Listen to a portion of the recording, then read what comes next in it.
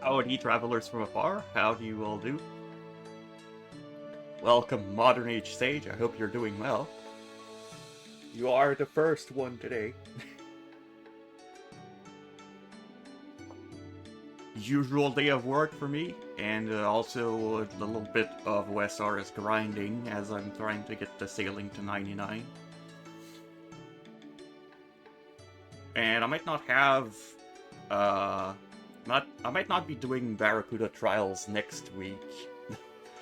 It seems like it would be pretty easy to get a completion of each of them, which is all I intend to do with that. But yeah, we're not playing OSRS today, we're playing a Planescape Torment.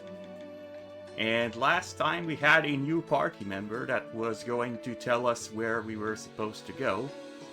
But there's some more stuff that I wanted to do before leaving. So we shall get through the game. Howdy, Kel, thank you for redeeming your daily blessing.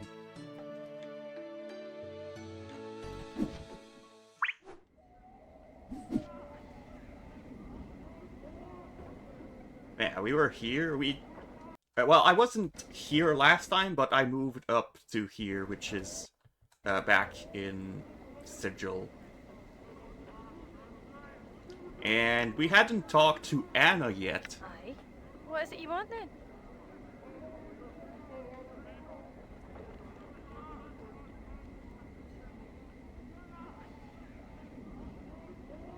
Annah, didn't I meet you in the hive before I found Farad? She nods a little warily. Yeah? Did I?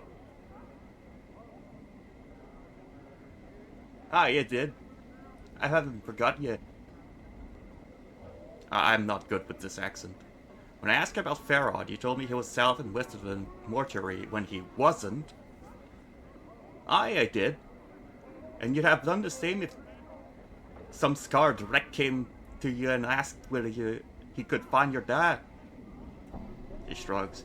You found him anyway, so I don't want to hear you carrying on about it. I don't.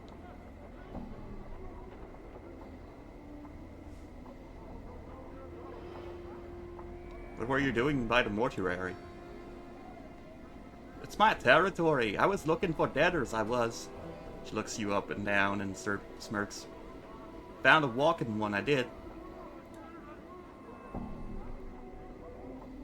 Annah, did you find anything on my body before you brought it to the mortuary? Annah looks at you warily and her tail stops flickering for a second and resumes slower than before. Mayhap I found something. But if I found anything, it's mine by right. It is the other bits that are in Farad's keepings. Annah, I don't have time for games. What did you find on my corpse?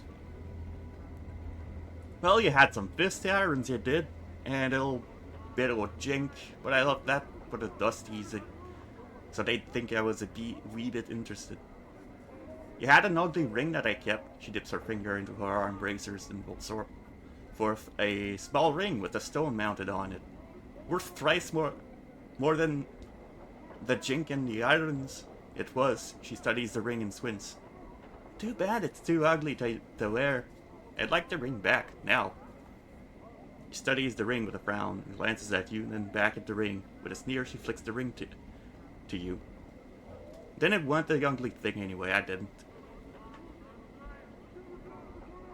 Fine. Now, when you mentioned that some stuff from my body had gone into Farad's keeping, what did you mean? Farad keeps a bit off each corpse we find. He does. It's his right. Being lord of the village and all. Off of every corpse you all find? That's a lot of corpses. To hear tell old Stuttercrotch, he has got a stash bit somewhere that close to him. It's the only reason I can see why he set up Kip in that filthy, rafty hole it is. Nothing but stink in the shadows. Really, and that's where he puts the tributes he gets. Aye. She squints at you. Now what are you on about? You planning to bob him?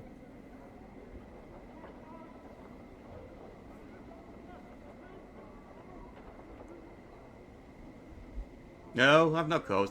I've no cause to do such a thing. Farrell's done me no harm. Well, good. I'm warning you against such a thing, I am. Farrell can be daft sometime, but he's all fiend spit when he gets worked up. She frowns, and he loves his keepsakes, he does.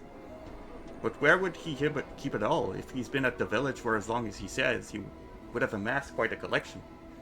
Well, and I is silent for a moment. I know he's never left his hall to get his tribute when he needed it. He wouldn't want to walk that far with that lame leg of his, though. Aye, that's true. But only if you don't watch him careful. He isn't lame, though he puts on a fair show about being weakened in the leg. So that crutch of his could be a portal key? Anna frowns in thought for a moment, and then slowly nods her head. Aye, there's a thought. She shrugs. I wouldn't know how you'd use it, though. Maybe you just need to have it. Maybe we'll find out. I have some other questions. Anna, when Farron went to return the tribute he took from my body, he vanished for a while, then came back, but he never left the ill wind court. Do you know where he went? Aye, to tell old Stuttercrutch has got a stash pit somewhere close to him. It's the only reason I can see he's... Oh, I think I'm repeating. Yeah.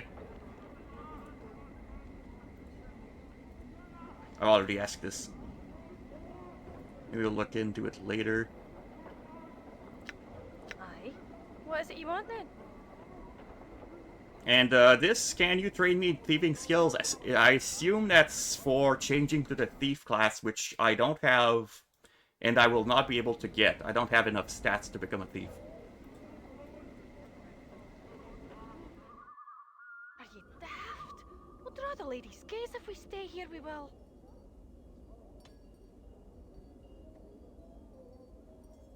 Fel turns to face you as you approach. Next to you, Anna stiffens as she catches the sight of Fel.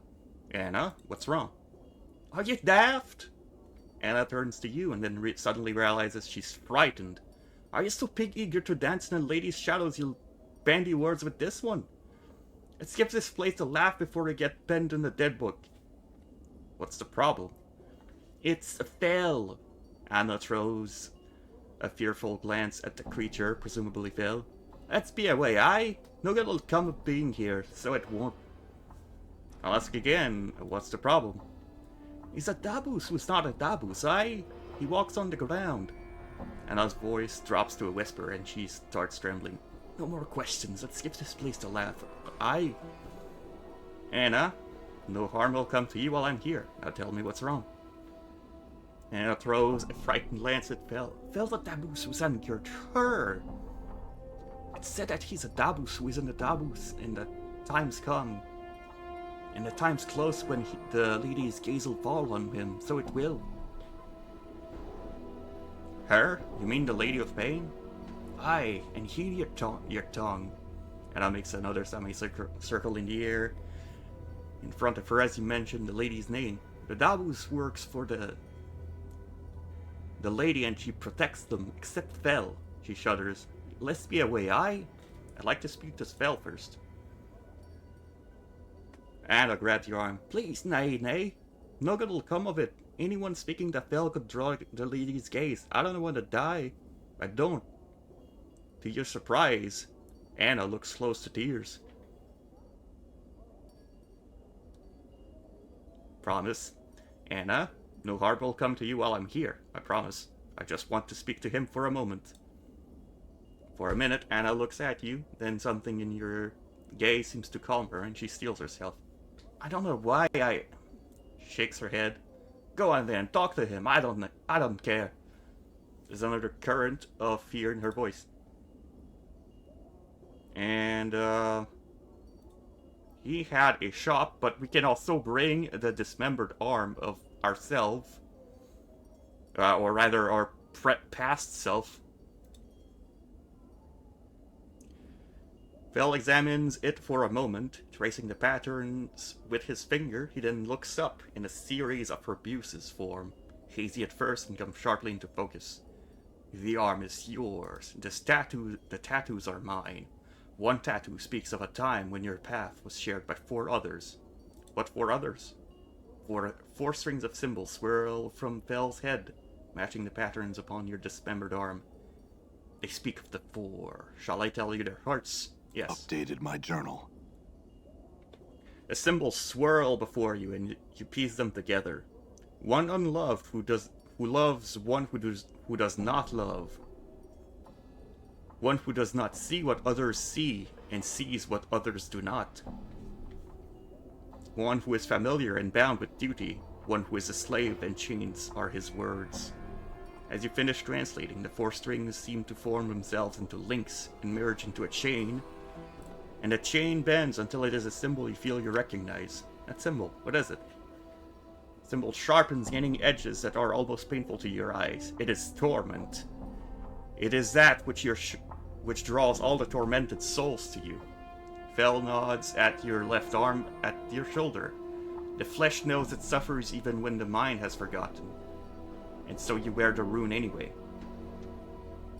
You mentioned that there were other tattoos on the arm. What others? Fel examines the arm again, tracing the other faded tattoos upon its surface. As he does, they appear as a symbol above his head, hazy at first, and coming into focus sharply, he turns to face you. Once forgotten, now remembered. You may wear them again if you wish. I would like to see what those tattoos are. Can I see what tattoos you now have to share? And we open a shop with the tattoos. I'm probably not gonna buy this. It's only usable by thieves, which I can't be. It's only usable by me.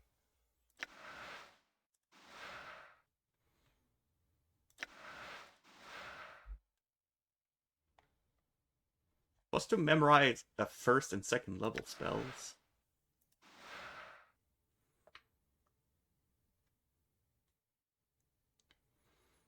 Grants experience points when invoked, increases regeneration rate when worn. What?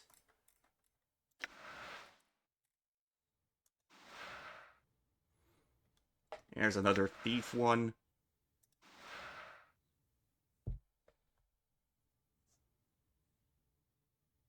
Grants experience points when invoked. What? Another thief.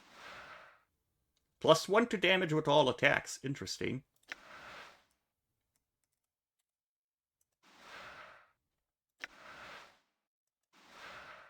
So I wanted to try something. So, having high charisma...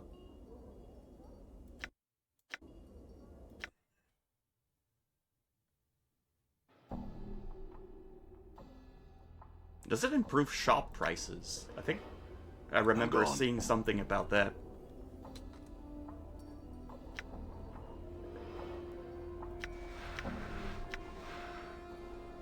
Let's try casting Friends on myself. And I'm at 23 charisma. Let's see if this change has done anything. It has improved the prices.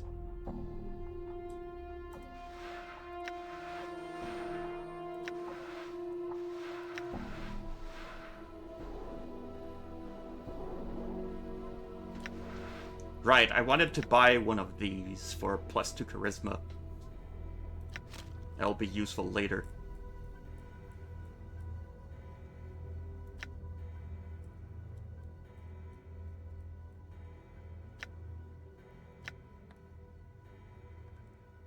And let's see if there's anything else I want.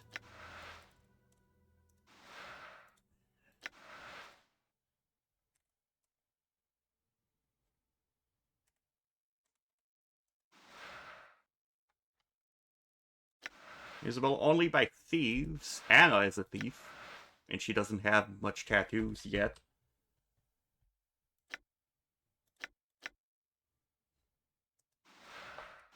Yeah, I'll keep this on me. Send the rings to Mort. This is just a +1 armor class ring. Just like the 2 others I have.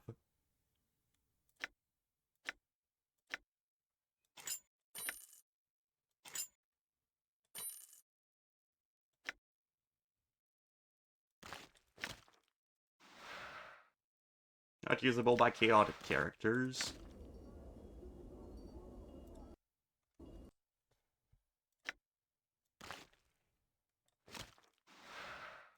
+2 strength, +2 armor class, +1 accuracy.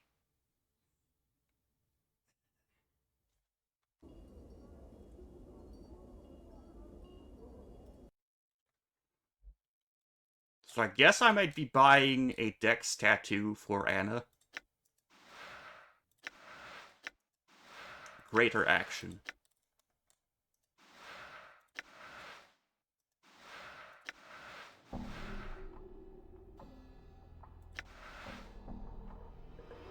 I guess I'll take the bloodletting as well.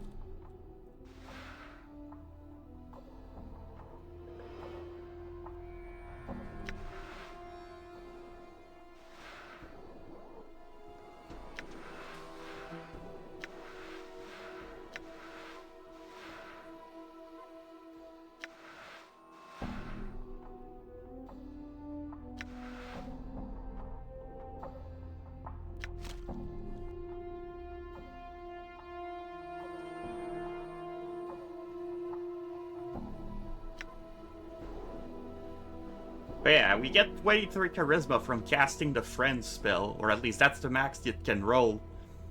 And with the +2 charisma, I can get to 25, which is enough for every skill checks. Which is why I bought the greater presence.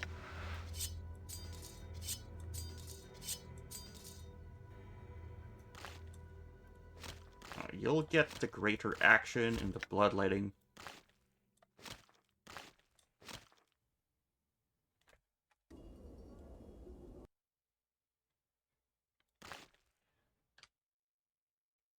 If I wear this, can I reduce it even more? Nope, I seem to have hit the minimum price.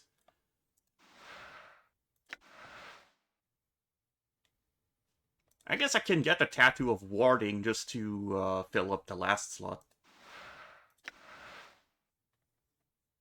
Why not?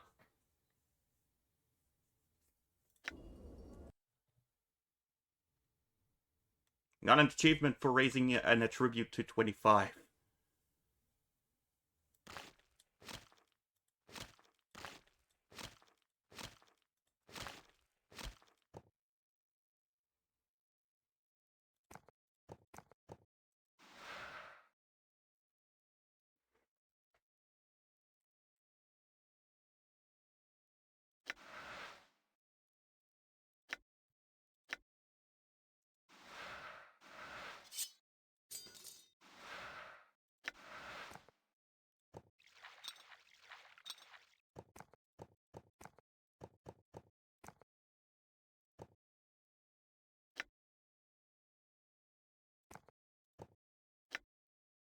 A little bit of inventory management.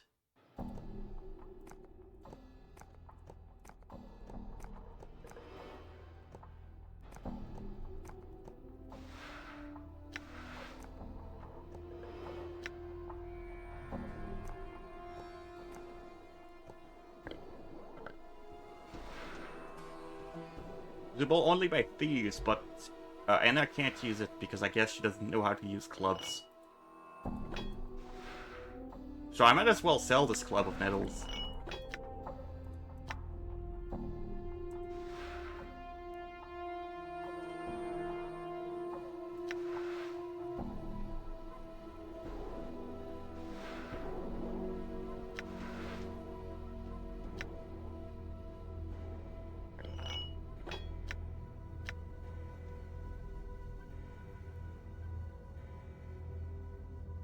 Alright. Done.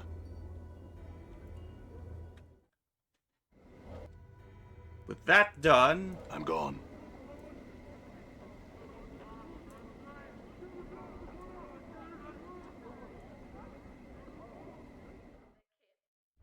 All right.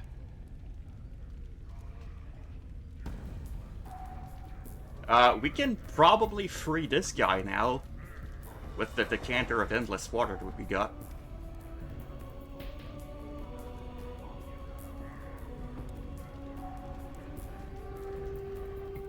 I've already asked for this last time. But I didn't have the decanter. So what about this decanter? Word has it, it's endless. Yes, use that on him and he'll be sure to come free. Oh, my Ignis, I wait you. He pauses for a moment, dread in her eyes. Do you know the command word? Not yet. Then go find it, I implore you. She tugs on your arm, her eyes have taken a frantic sheen of madness. I will. Farewell. Okay, so I guess we can't free him yet because we don't have the command word. I'm gone.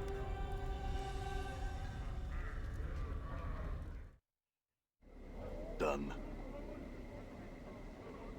Alright.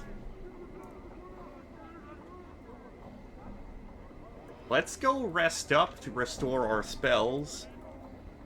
Even though I only used one, but we still can rest. Alright. Doesn't seem to have it. It doesn't seem to have an impact.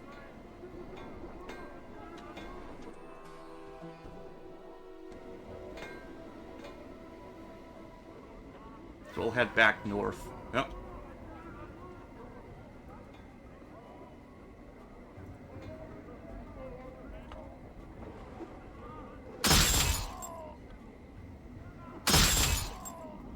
See that?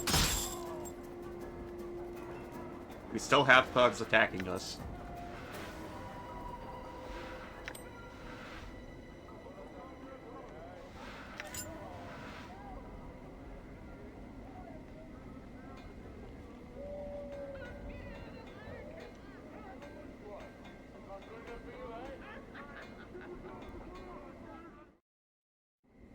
Alright.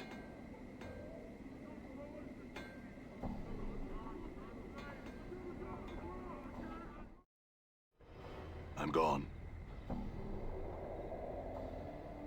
I'll check spellbook, see if there's anything I might want more.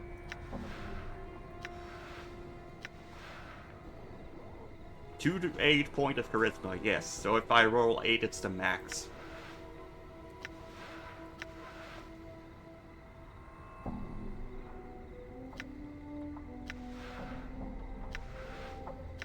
I'll take a second friend, actually. I used it more than Chromatic Orb and Magic Missile. Yeah, I only have Remove Curses level 4 spell.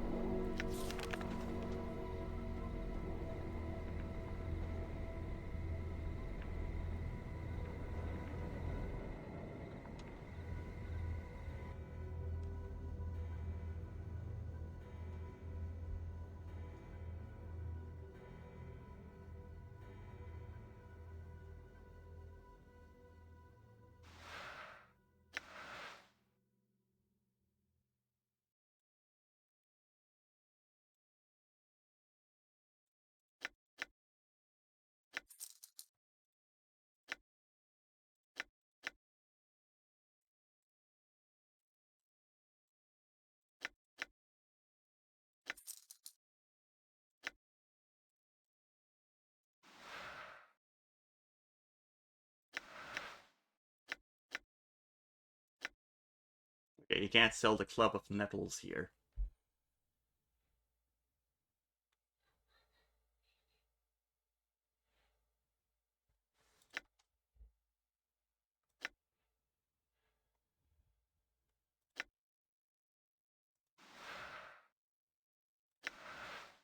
I don't think I want any of those spells.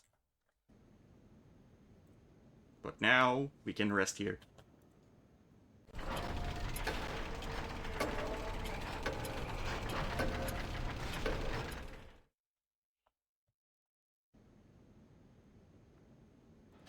And we can ask Annah What is it you want then? to take us to the place where she found the body. Where's the place you found my body?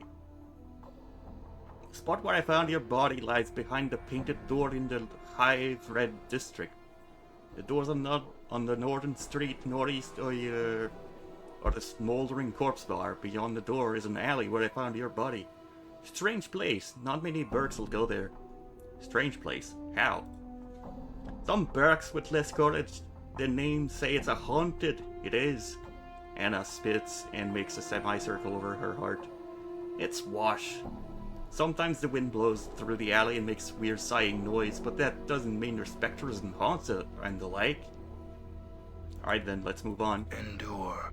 All right. In enduring, grow strong. Done.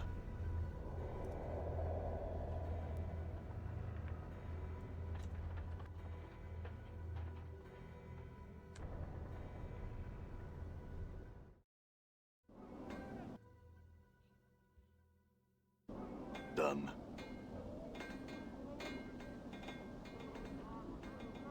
Go to Smoldering Corpse Bar,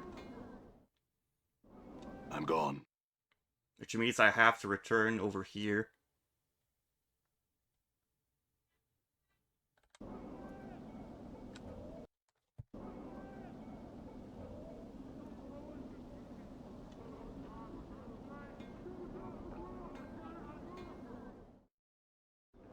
All right.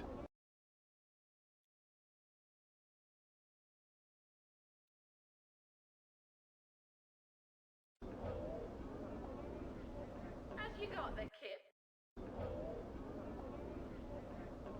It's the place.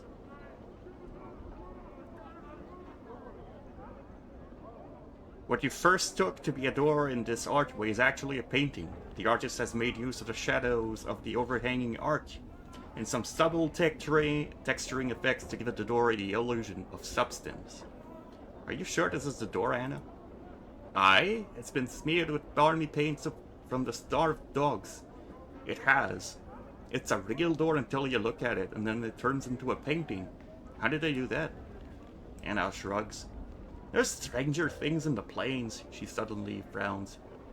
You might as well ask yourself how you got yourself out of the dead book after I was sure you were dead. So this is the door. I don't just look at it and then open it. And our glasses in the door and nods. It's the dark of it, if it can't be true.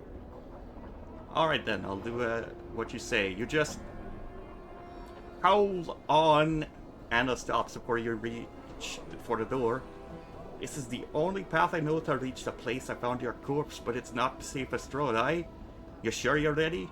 I'm not here to play your mind, no matter what old Crutch says. What's beyond this door that's so dangerous? Chaos men. Barred me as they come, barking wild into the day and night, ready to either paint you with colors or crack your brain box with a chamber pot.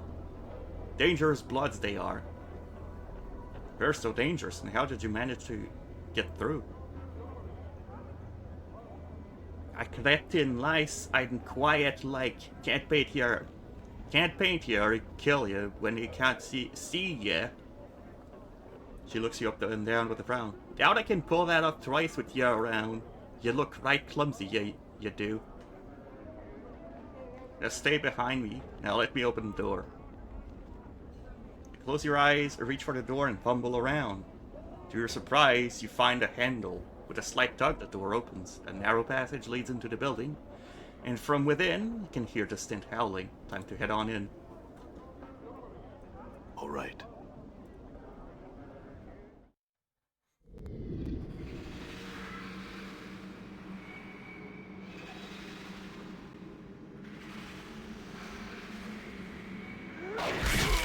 No!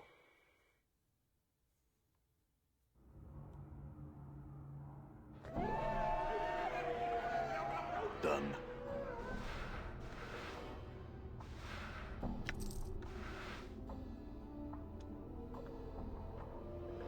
You see a slender tiefling girl standing with her back to you. You notice that both her hands and the appended table in front of her are smeared with a fresh coat of whatever appears to be pink paint.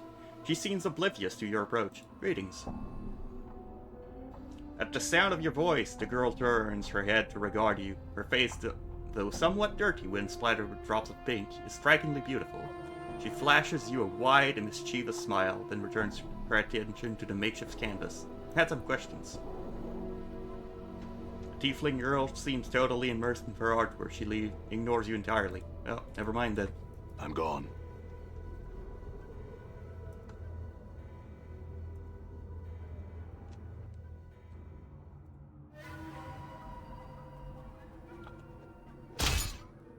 Your will be done.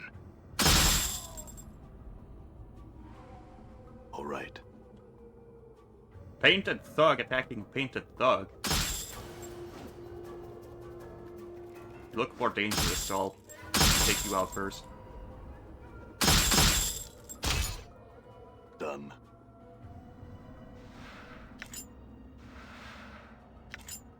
Right, what was the fast loot button?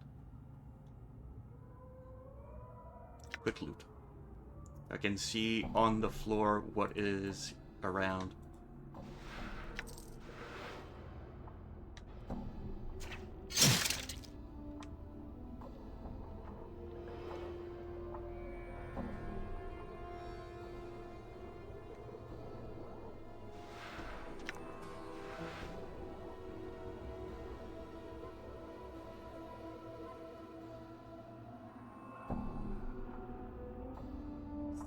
Here.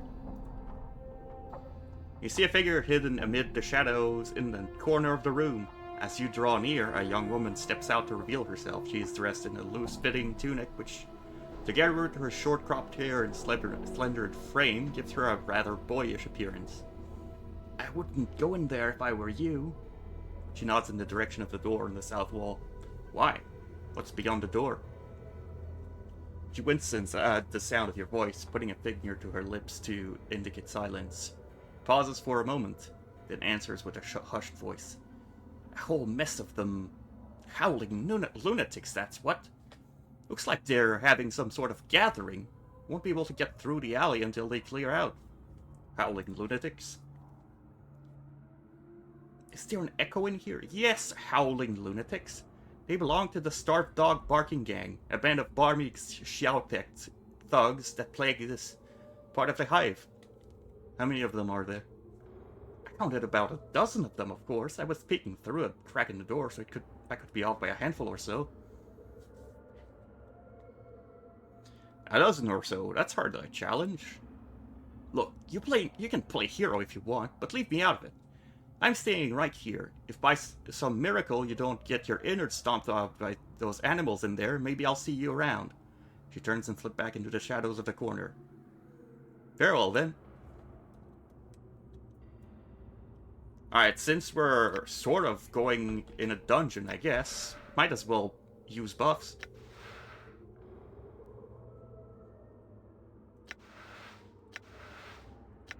I will hear you.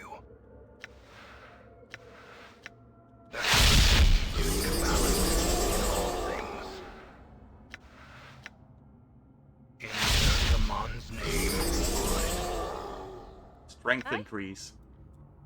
I'm gone. I'm gone. Done. I'm gone. All right.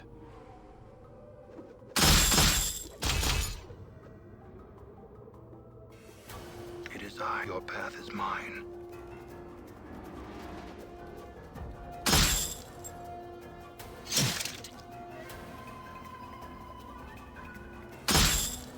Endure. In enduring, grow strong.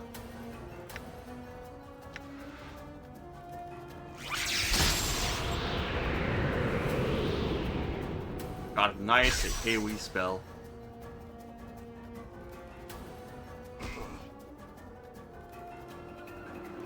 Wait, what? Why did it go there?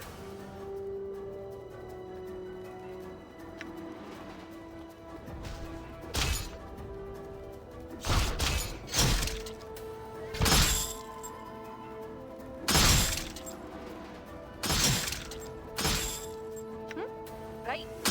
I hear you. I shall serve. Damn. I will hear you. My jaw is Oh, we're getting massacred in here. Done. No. I have a quick save that's closer.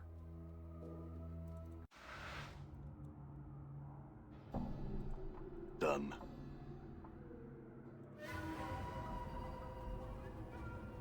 Damn. Damn it. Yeah.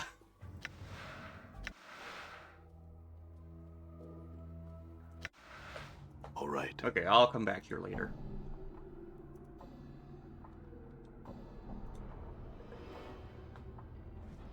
Tiresias. You see an aging old man dressed in tattered rags. As you draw nearer, you discover that he is missing both of his eyes. The scarred tissue of his eyelids has receded into his empty sockets, giving his features the macabre appearance of a decaying skull. Greetings. The old man turns in your general direction, his arms outstretched as if feeling for you. Darkness, who be in voice? The friend words I'll speak of you and call chaos.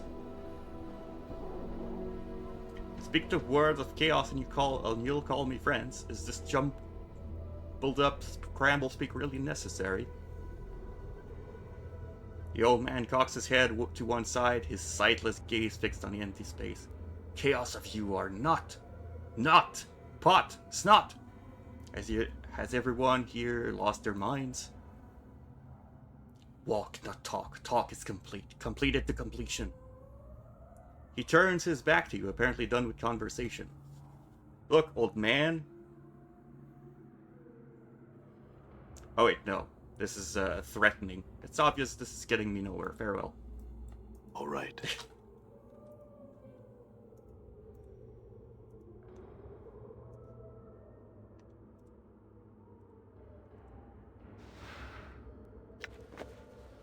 Pouch.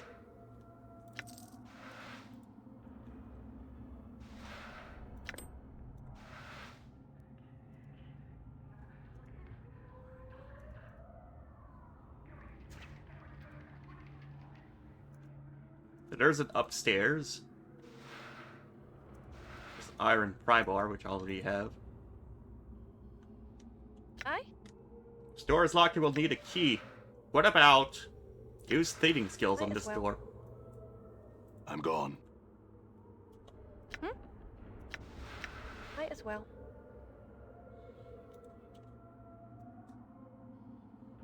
All right. Okay, I guess that does not open the door.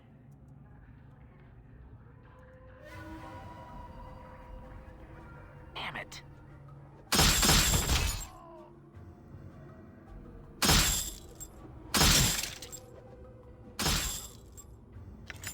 I'm gone.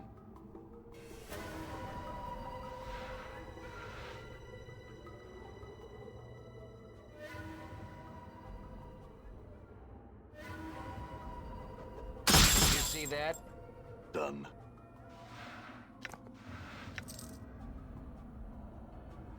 Okay, so this is another entrance to that place that we got wrecked.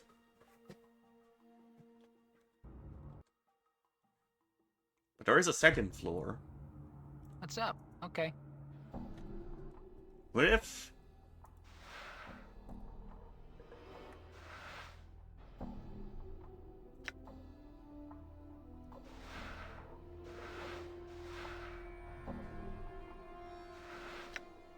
Okay, what are your resistances?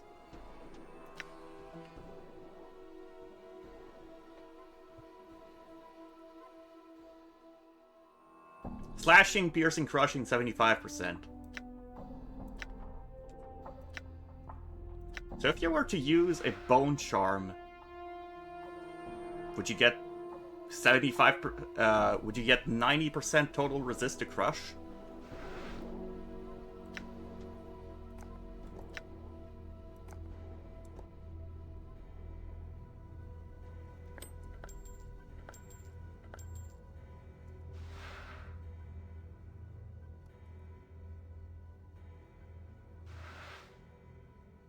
I think I'm ready to use items here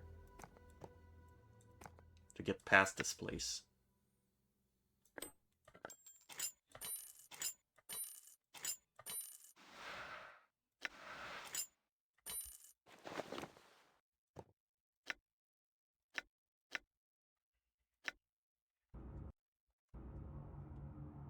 Yeah?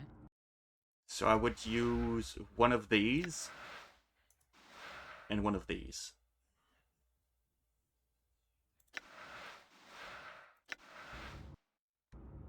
Huh?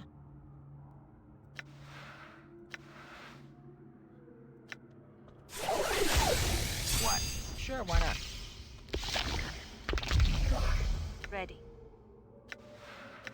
Right.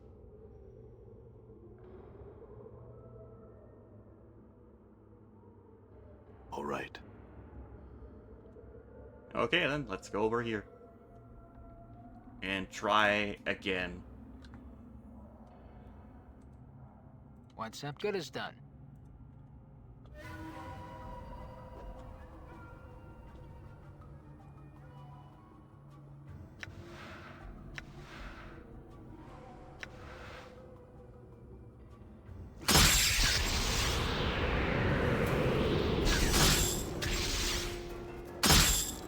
Okay, so Ice Knife has 2 shots.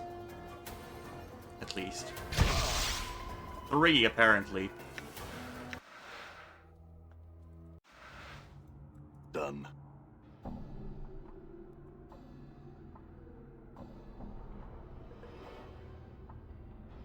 What's up? Good is done. Done. Yeah? Good is done.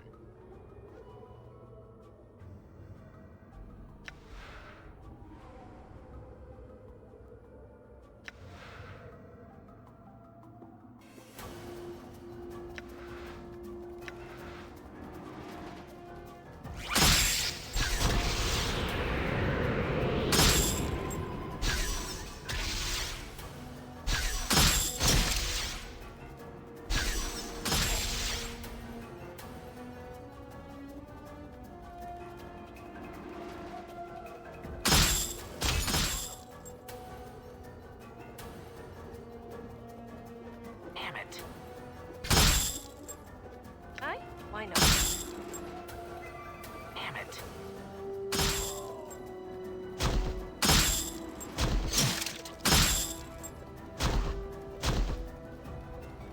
Damn it. Damn it. Damn it.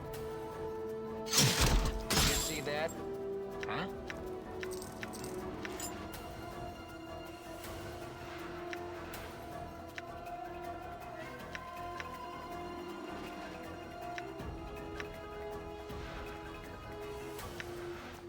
I'll keep those for later. I'm willing to use some healing items this fight. Want to learn some new tricks? Right. Did you see that? Done.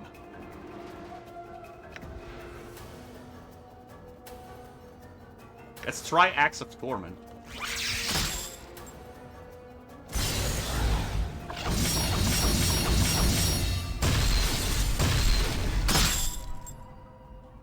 I don't understand what happened, but it did things.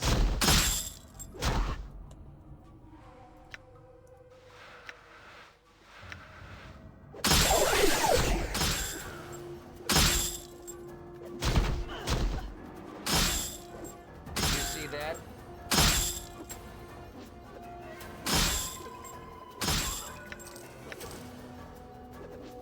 Ready. Did you see that?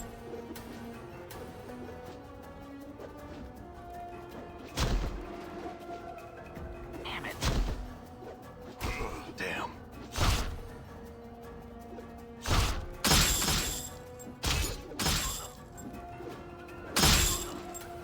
Okay, there's only the big one left. I'm here. And we got him. Small red key. I assume that allows me... Oh, there's another key.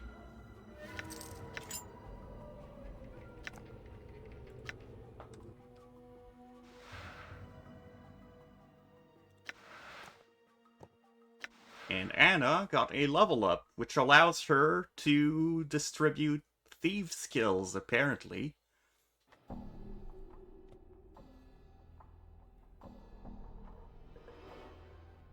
I think I want to increase detect traps and open doors. Backstab multiplier increased by 1.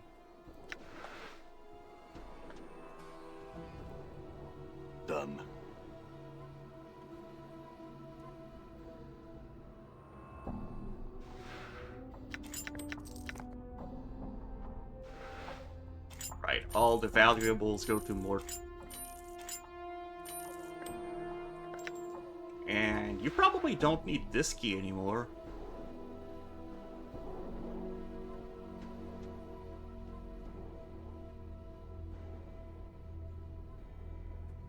Some cases the key will vanish after it is used. This is done to when the key is no longer needed.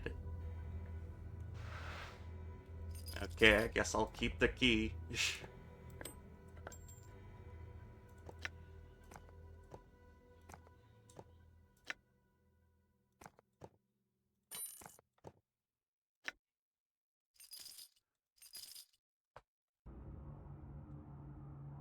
I'm gone.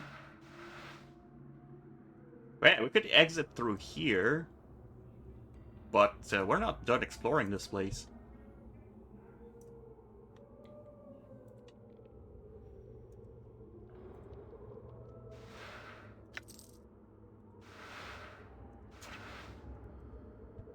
Aye, what? Why not? Got it. Done. Okay, we had the key to open that.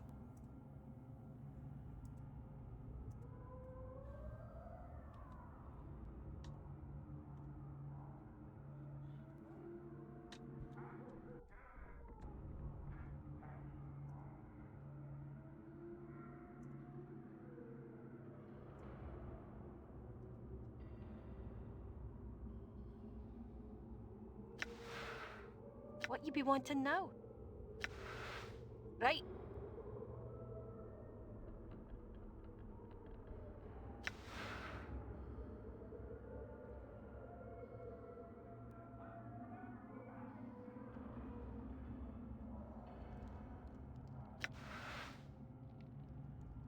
Aye? Detect traps has to be activated? What do you mean?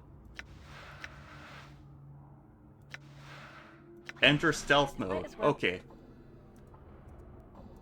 So now I can have her stealth as well. Like a shadow I am. I'm gone. Like a shadow I am. Might as well have the shadows.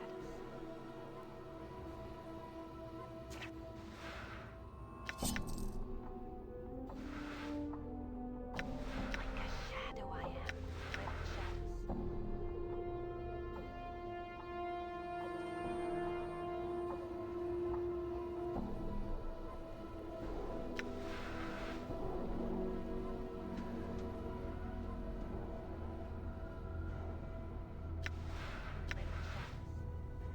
I'm gone.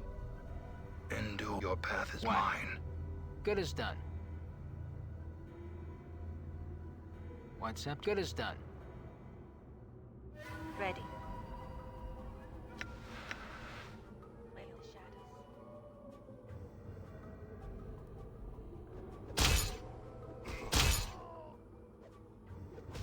Die.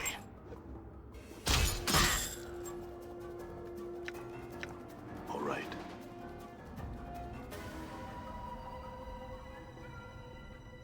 It goes up more.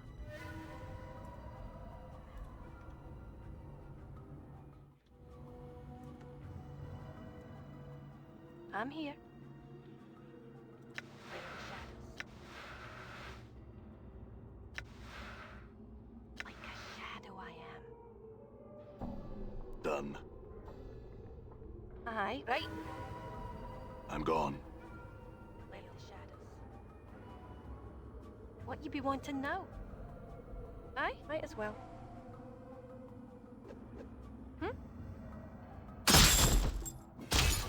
Why not? Oh, this is what I get for getting into a scrape. Not the fiendling.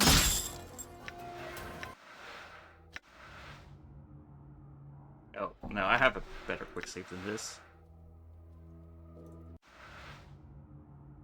What's up? Sure, why not? All right.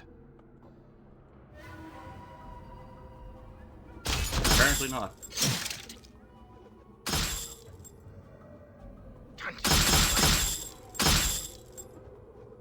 Die.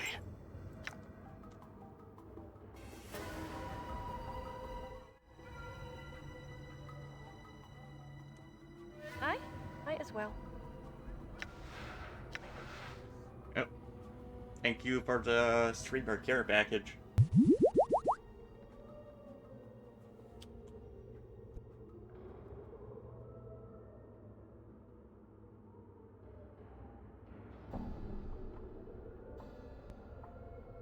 Like a shadow I am. Yeah? Sure, why not?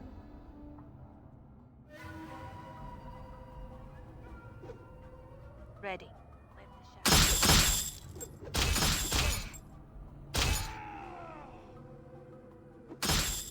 And Ow. your will be done. Oh, this is what I get. I'm here. Might as well. You see that?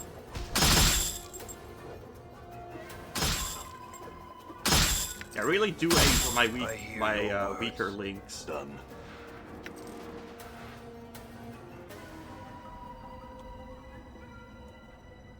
Hold on, there's a mage. Huh? Good as done.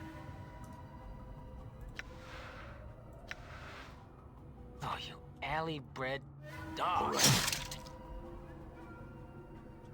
It'll force him to attack in melee.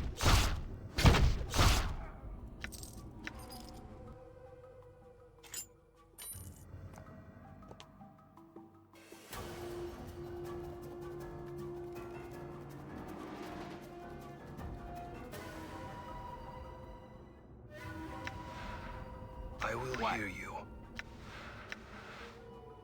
Aye, what? Epoxy bastard.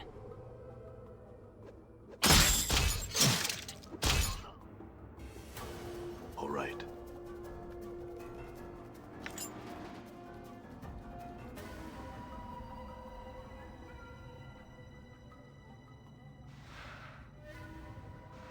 What you be wanting now? All right. Or clock charms, which are the I'm gone. healing items of this game.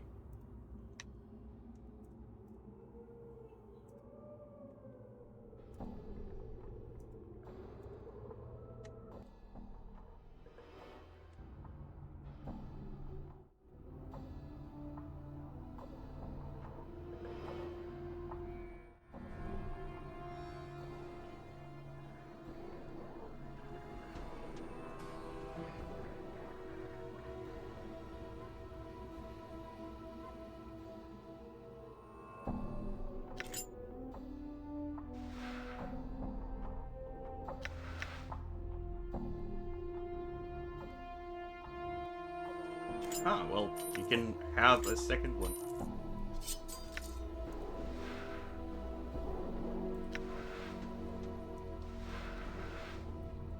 All right.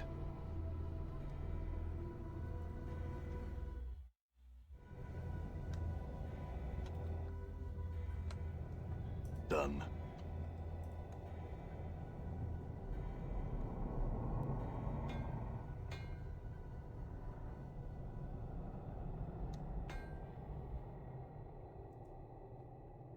Aye? Done.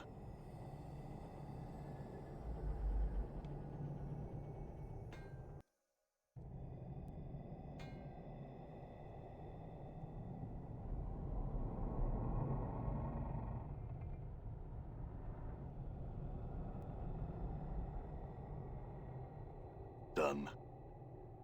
Done.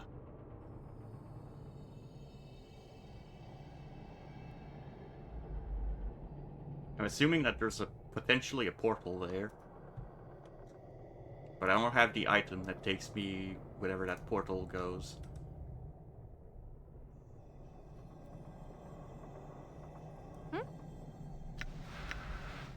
I'm gone.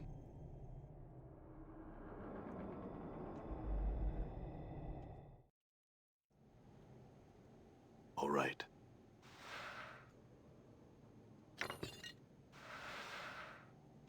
That boost with a hammer, maybe that's it.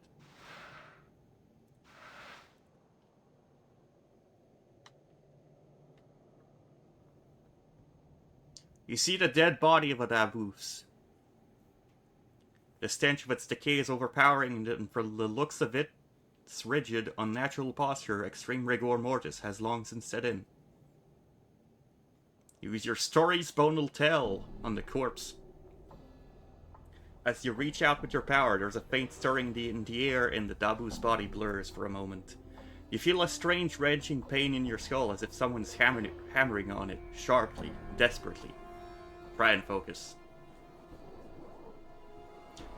Your vision goes black for a moment, and the hammering pain fades until it sounds like it is coming from inside your skull. The darkness clears, and you still hear the hammering coming from outside the building. The entire building seems hazy somehow, as if you are seeing it through a mist. Keep focusing on the vision. The hammering dies, and you see a spectral version of the Daboos entering the building. As it does, the windows and the doors become like water, suddenly sealing over the entrance of the Daboos. The Daboos came through. The Daboos turns, pauses, and then it begins a slow circuit of the room, examining the walls and hammering on each one once, as if testing it. The Daboos completes its circuit of the room, then pauses by the door it entered. It begins hammering, chipping away the stone, but with every blow the wall repairs itself. The vision fades to black and the hammering continues, first at a steady pace and slower, then slower. Your vision clears as the hammering ends, and you are once again standing beside the corpse of a Daboos. It looks as if it withered away here, trapped in this building. Ah.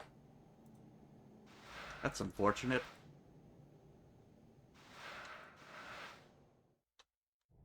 Done.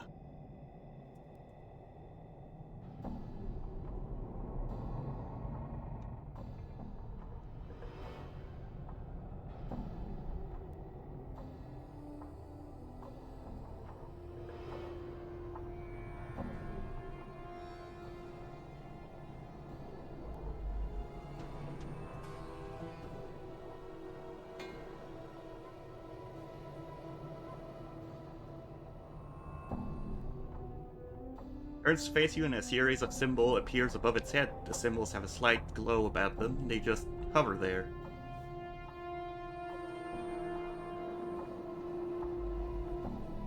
Zakon, can you translate what he's saying? Oh. Right. That's not the option I wanted. I just thought you should know that I discovered the body of a Daboos in this alley. The Daboos cocks its head slightly to one side. A number of symbols stream above its head, most of which indicate surprise and distress rather than words. Dead? Where? Truth. It lies in the abandoned building not far from here. It looks like it got trapped inside somehow. The Daboos stares at you briefly, then bows slightly and floats off in the direction of the abandoned building. I'm gone. Except it does not do that.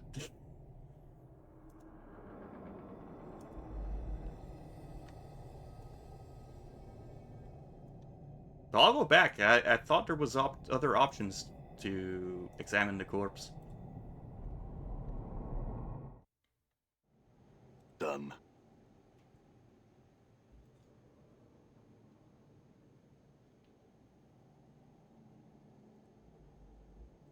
Okay, it's the same vision.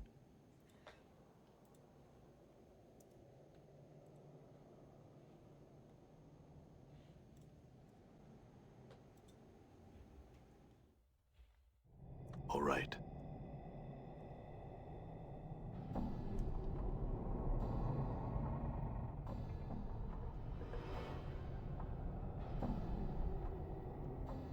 His door is locked. Well, Ready. Might as well. All right.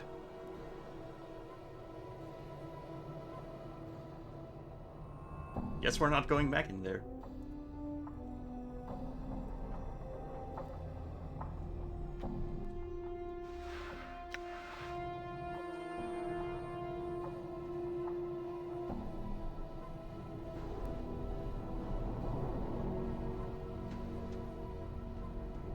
Oh, it is open again. Oh, no.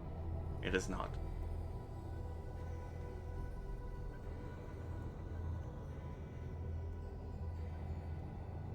Looks like that's it for this area.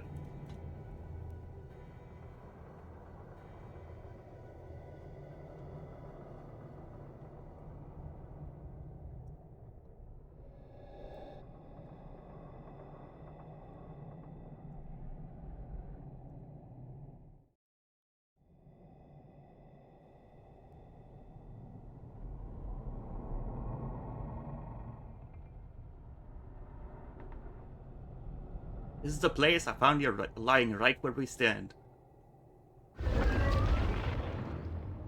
Whoa. Face appeared on the wall. You stare in awe at the bizarre spectacle in front of you. What happened to be an ordinary, unremarkable bricked wall now throbs and pulsates with movement. The wall expands with curious elasticity, heaving outward as if some unseen force were trying to push its way through the barrier from the other side.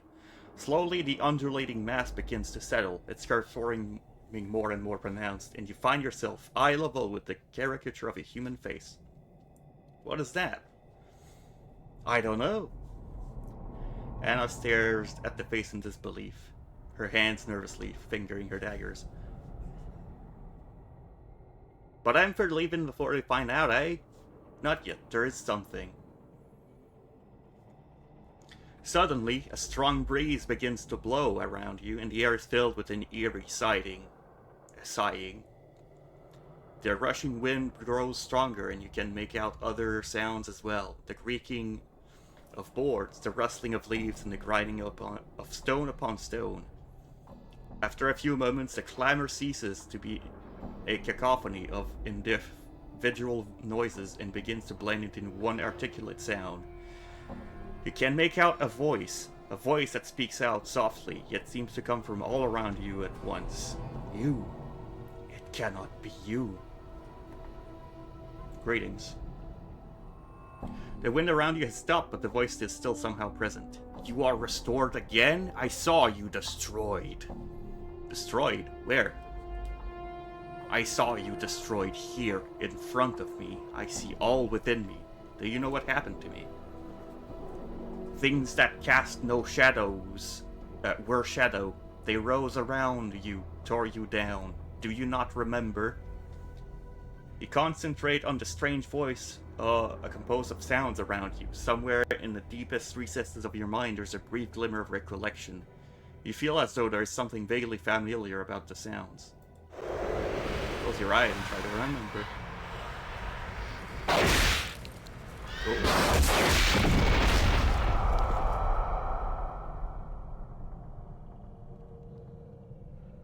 And that's how she found us. Yes, you remember. The voice of the alley rings in your ears, scattering the images from your mind and returning you back to the present. Destroyed as soon as I shall be. I cannot delay division much longer. The pressure builds. Soon stones will crumble and the floating ones will repair me to destruction. You're dying? Pressure is too much. Too many places folded inside. Not enough space. Must divide. Divide? It must be in the way. What are you talking about? I think it's pregnant. Oh. Freaky. So are we technically... where are we technically standing right now? I really don't want to know the answer to that more. The voice continues. Help me to divide. Branch out. Expand. The apertures will open. You may use them to travel to the lower ward. What do you need to divide? The floating one is no longer upon me. It no longer repairs. It no longer interferes. The Dabus in the back alley? Yes, I told him about the dead Dabus I found and he left to seek it out. Outdated my journal. Yes, the floating one no longer repairs. It is now with the other. I have closed myself around it. It remains inside me forever. I see. Now that it is trapped, you can divide without interference, right? Still cannot divide. Too weak. Cannot undo floating one's repair. Its changes must be reversed before I can divide. You must undo the floating one's repairs for me. You want me to undo the Dabu's changes. How? Seek out the parts of me floating... the floating one has changed. Reverse the changes. Undo the repairs. Must be exact. Precise. Only then can I divide. Very well. I'll find and reverse the repairs for you. I'll probably need tools, a hammer, and a pry bar should do the trick. Updated my Knowing the journal. teachings of Zerthamon, I have become stronger. Well, I have a pry bar, and I picked up a hammer earlier. And Dakon leveled up.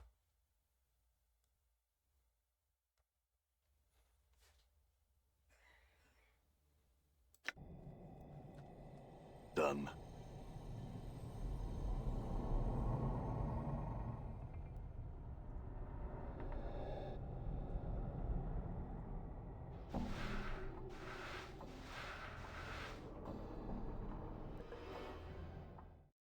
Guess I go back. All right.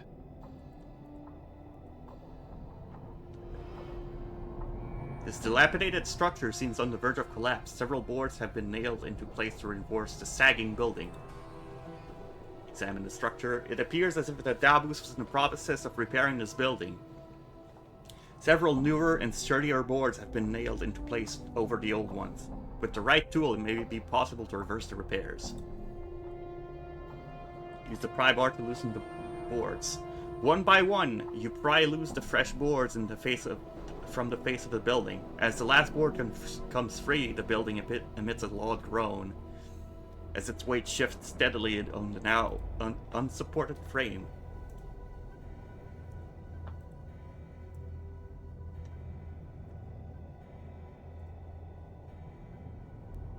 So without knowing, getting the Dabus to inspect the body of its fallen brother helped out.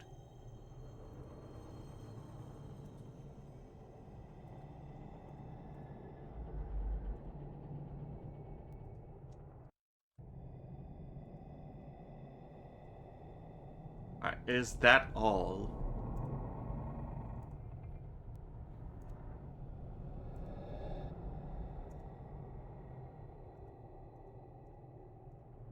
We go through his alley, is there anything? Nope.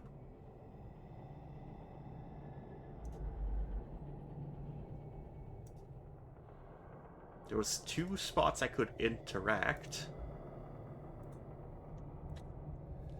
Wonder if that's enough. All right.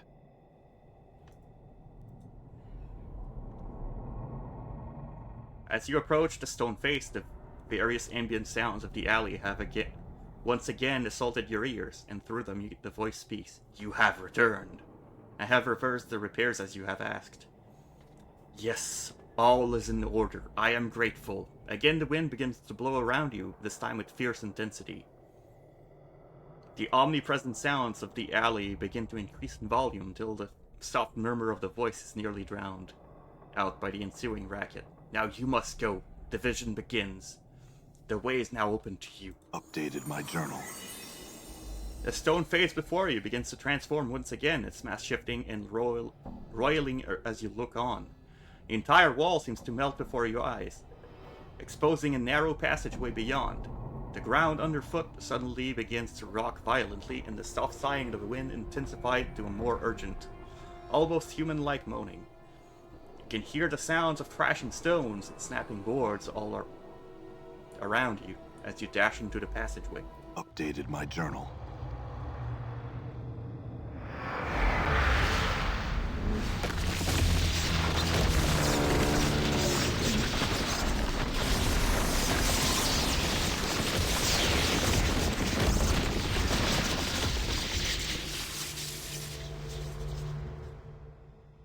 Whoa.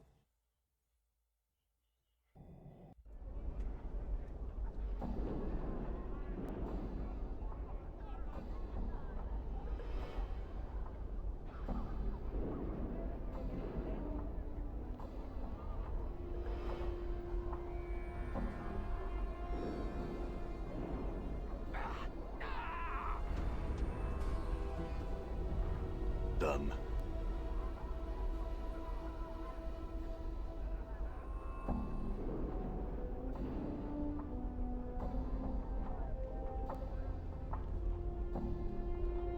they took away more.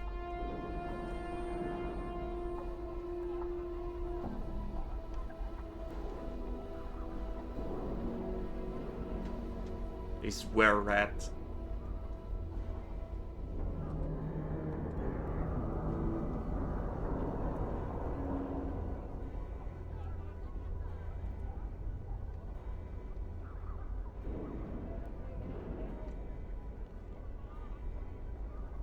They took away my tank.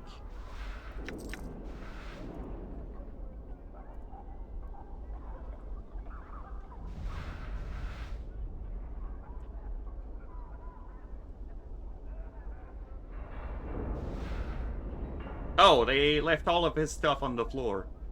That's... I'm here. Aye, what?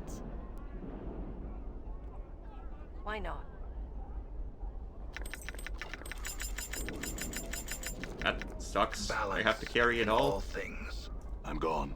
But I guess it's Done. good that they did that.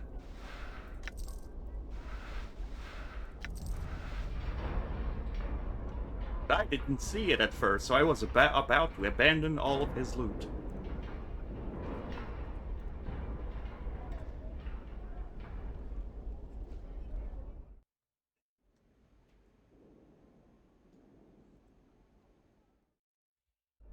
I'm gone.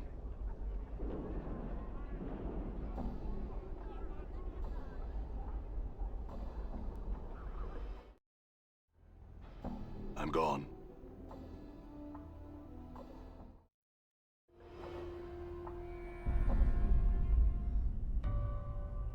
Think the powers you're here, Chief. Get me out of here.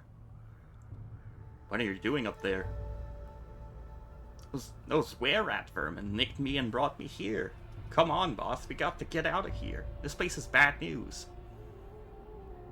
Why don't you just float down? I can't. I've tried. Come on, get me down before... Flash of light and smoke blinds you for a moment. A withered old man stands before you. Have we visitors, Skull? Oh no. Mort whispers furiously to you. Do not offend this blood, boss. He'll deadbook you faster than you can spit. The old man ignores Mort. Greetings, traveler. Who might you be to enter Lothar's humble salon without invitation? My pardon, sir, but you seem to have something that belongs to me. Yes. What might that be?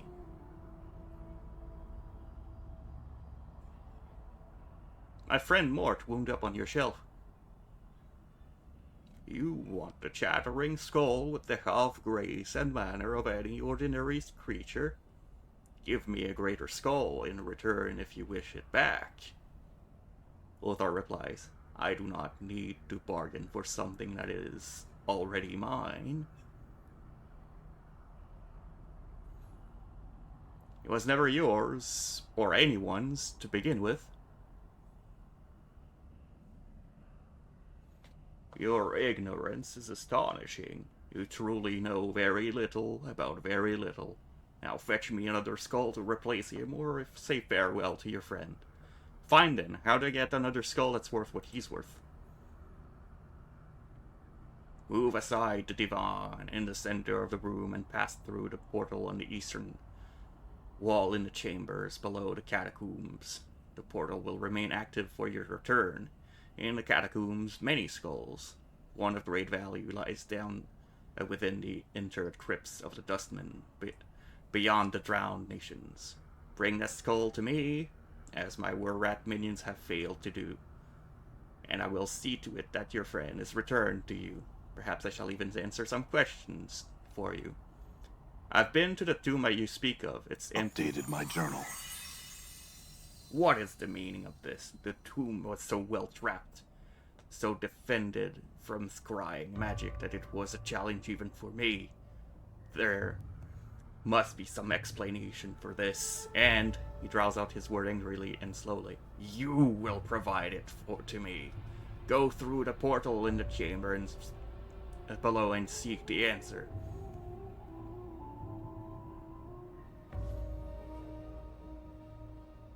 was my own doom.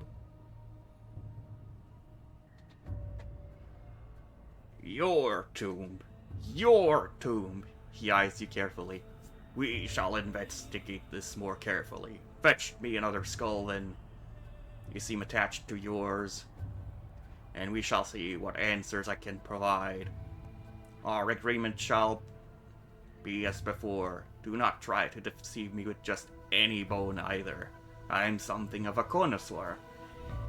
Return when you have something of value to me. Updated my journal.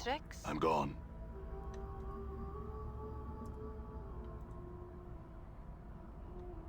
What you be wanting now?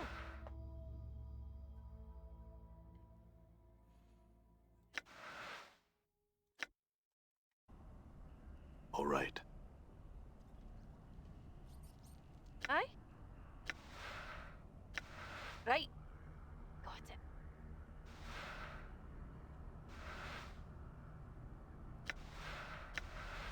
Got it. I'm gone.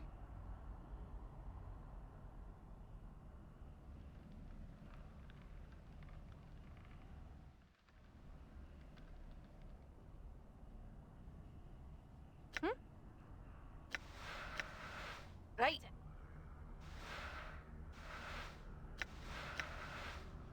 Got it. I'm gone.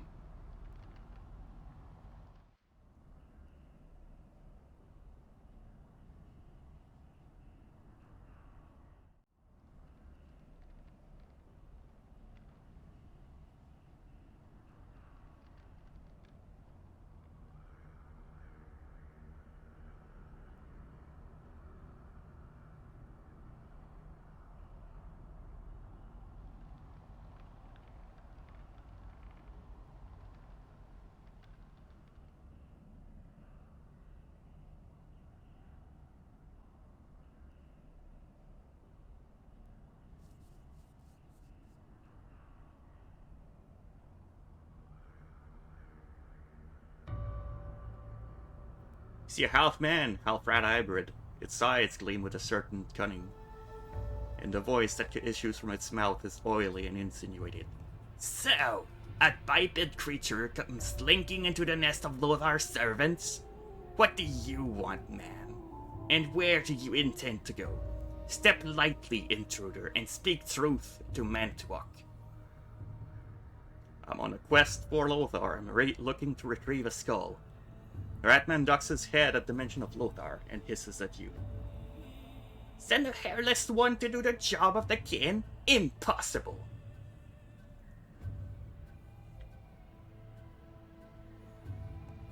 Nonetheless, Mantuak hisses at you again. Begone, then, in return when the skull is in your hands. He pauses and looks at you suspiciously. Have you a skull yet? In fact, I do. And have you retrieved the particular skull the master wants? Not yet. Then fetch it, biped, and do not return until you have it. Do not keep my master waiting. I won't keep him waiting much longer. I'm gone.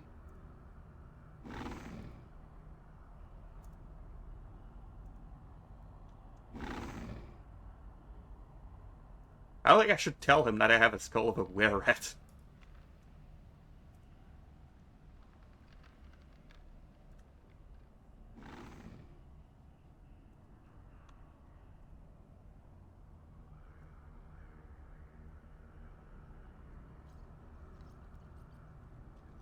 Hello, Kitsune. How goes it?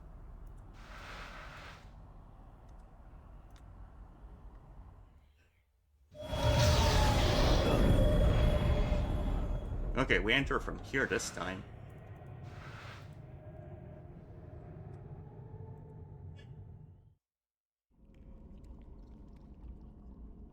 Ready. Why not? Hey, I spotted a trap. Hey, I spotted a trap. Ooh, you can just mark the traps. Hey, I spotted a trap. Ow. This is what I get for getting into a scrape. No! Can I just disable the traps then? Aye? I spotted a trap. Use thieving skills Disarmed here. Disarmed. Okay, yes, you can disarm the traps.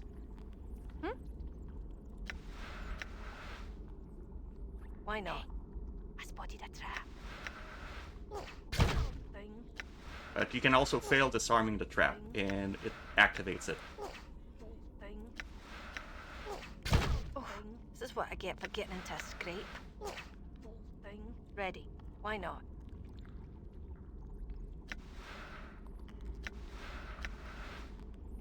Hey, I spotted a trap. No! Don't go that far. Done. Aye? Right. Hey, I spotted a trap. I can disable this one. Disarmed it. Why not?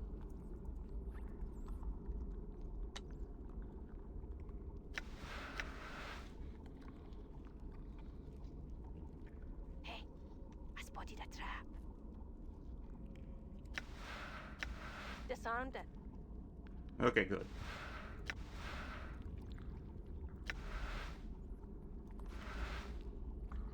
Ready. Might as well.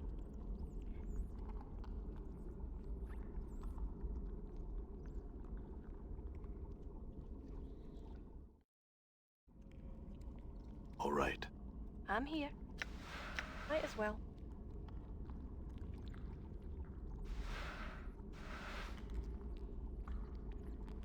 Nothing Alright. interesting here.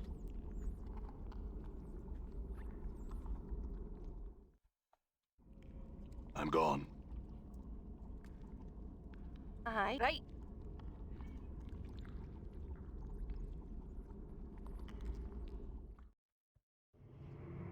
All right.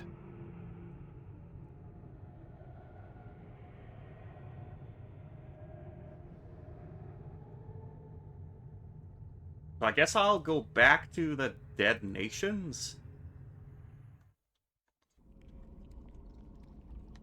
What you be Which wanting isn't now? here, but... Hey, aye? I spotted a trap. Why not? Disarmed it. Disarmed it.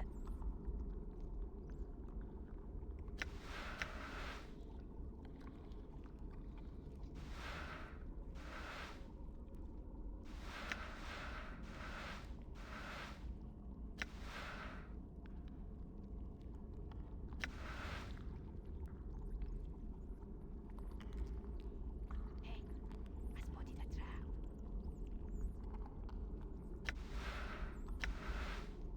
Disarmed it. All right.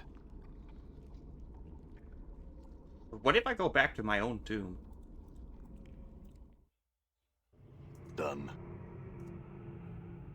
Although I dropped the keys to the tomb a while back. I hope that doesn't mess up this trip.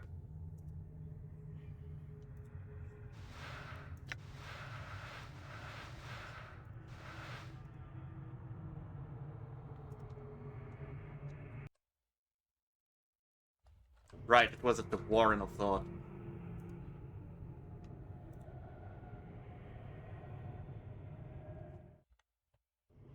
I'm gone. Hey.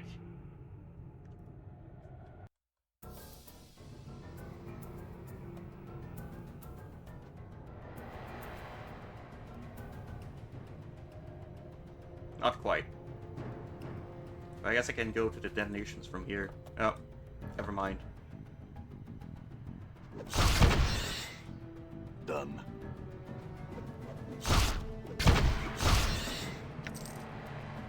All right.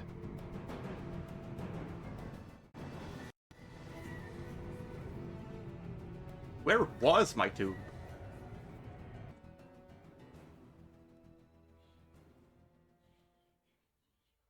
Let's go to the Dead Nations catacombs. I'm gone.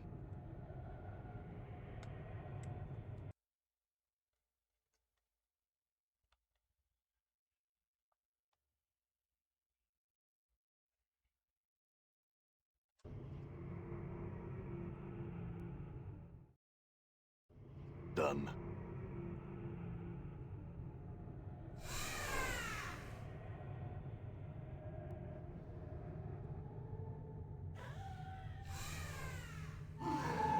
Where is your turkey? We don't have that here. I believe that was in September or October. Howdy, Panda. How goes it?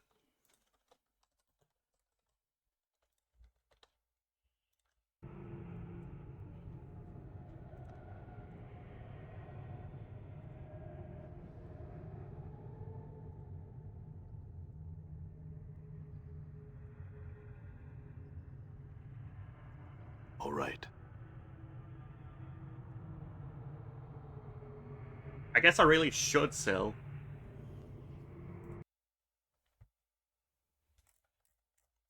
Since I'm missing a party member that was carrying everything I had.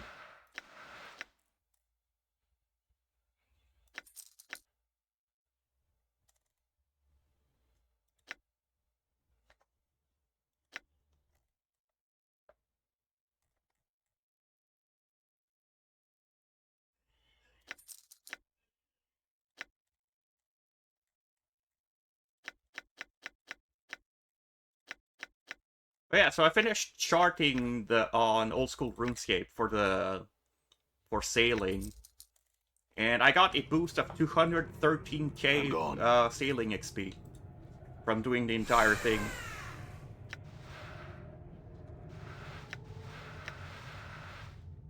All right. Well, yeah, we even have Canada Day before you have your national holiday. You have July 1st and you have July 4th. Done.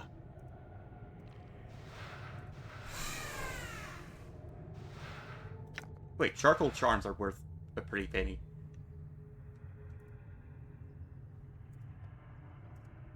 There was a dude here. Argrim. We're in need of healing. Oh no, you have to I have to pay? Never mind. Can we rest here? Yes, thank you. I needed some heals.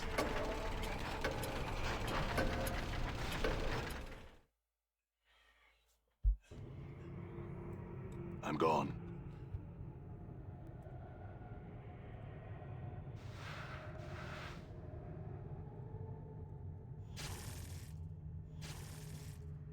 But it doesn't look like this is the place I needed to go.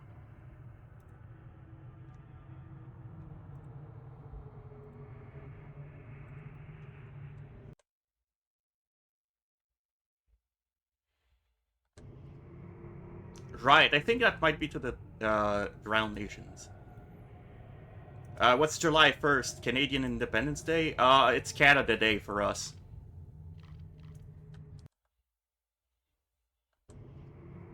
We don't have independence. I don't think.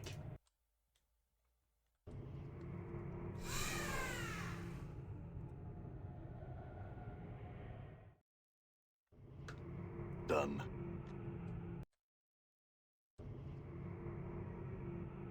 Yeah, sealed passageway.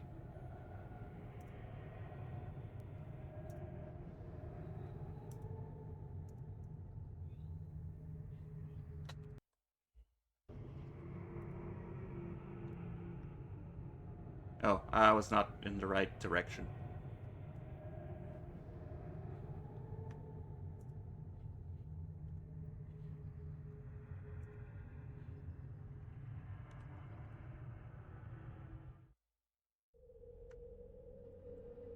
Done.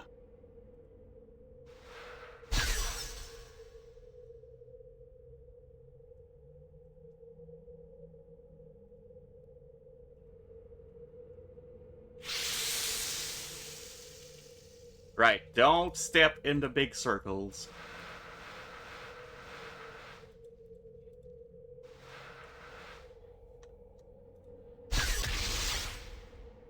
Done.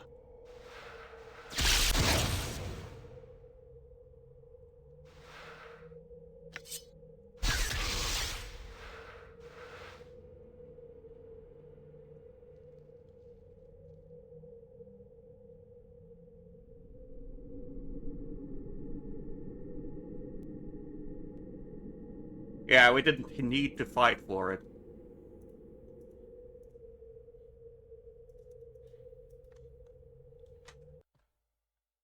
So how do I get back to that room, though?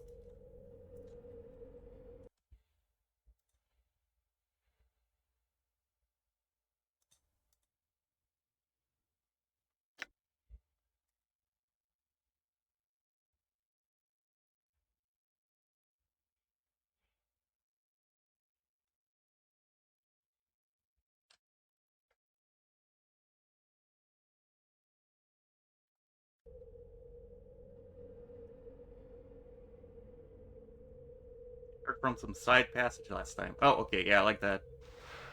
But this is not the place. All right. I'm gone.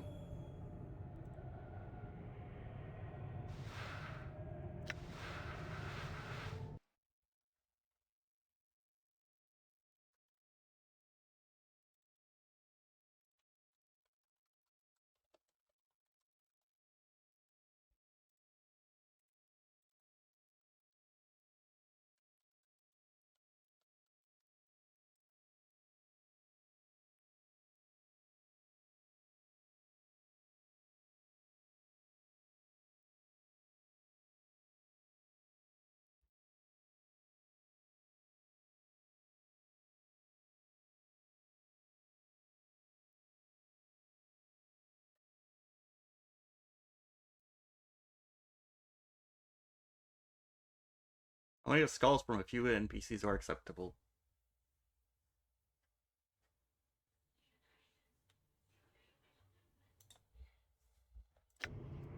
All right.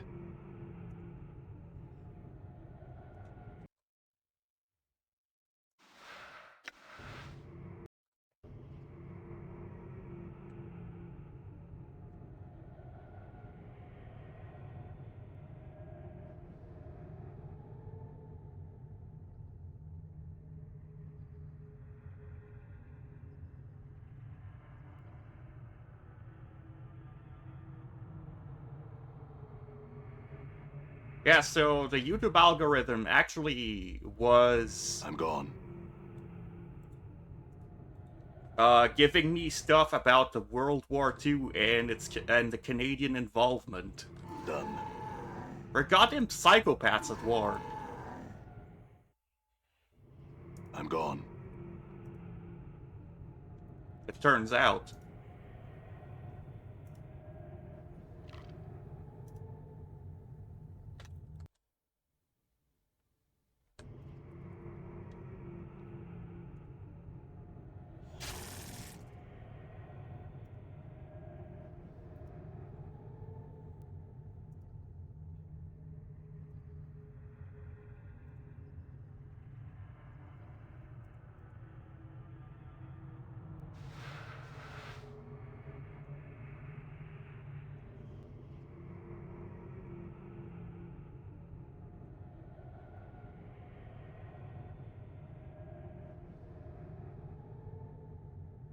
Yeah, we don't have anything we can talk to Hargrim about.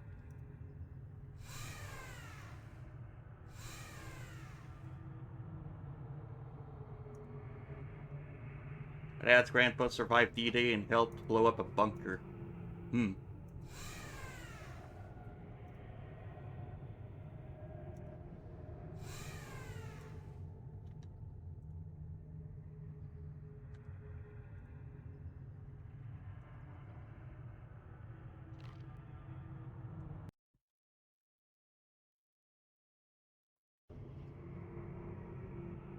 Okay, so what if I just lie about having a greater skull? With a lot of charisma. I'm gone.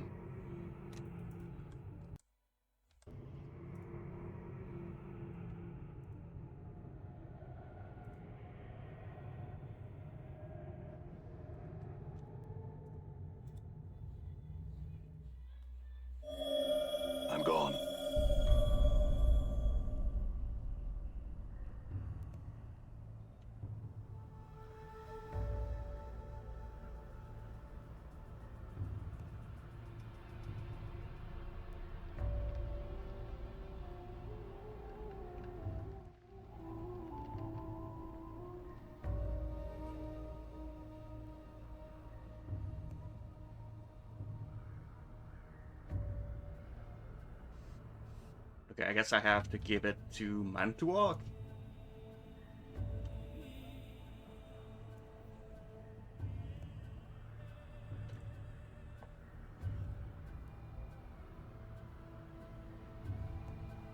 Hand him Suego's skull. I had that?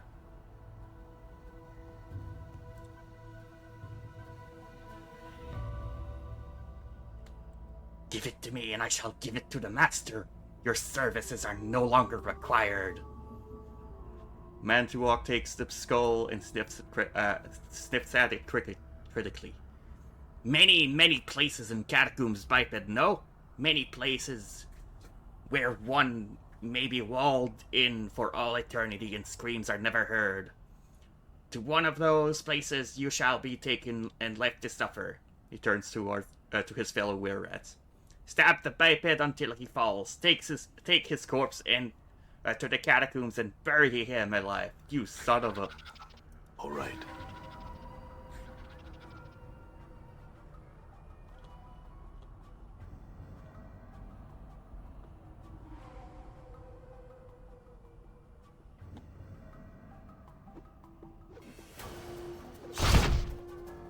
The clock sings true.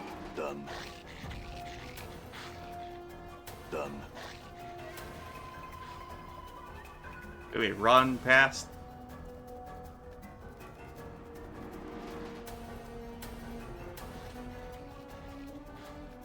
Done.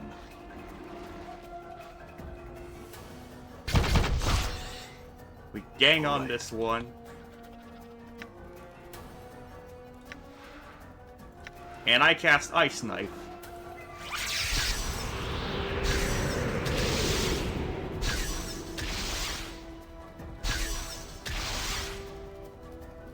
Has like 5 shots. Done.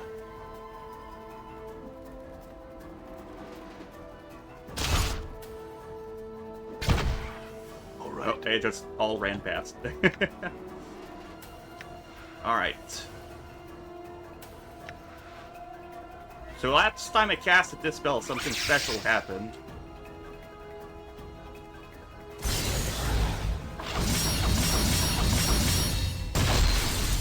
Alright, it just dealt 7 damage. Right. Never mind the special things.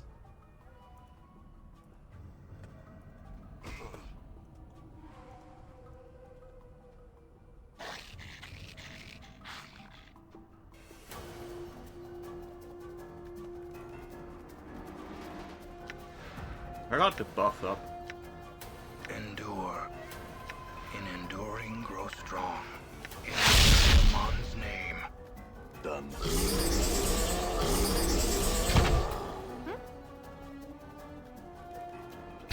Damn. Ready. Right.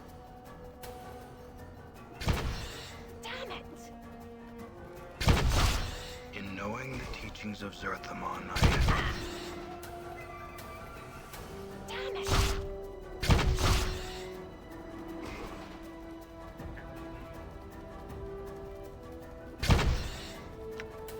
Alright, let's see spells. I had some other things I could use.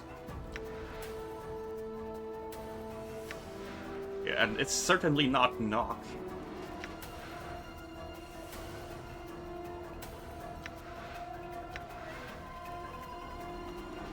I'll blind Mantuok. Oh, saves versus spell. Damn. I'm hurt. Done. Don't let it end No. like this. Alright, we'll start over.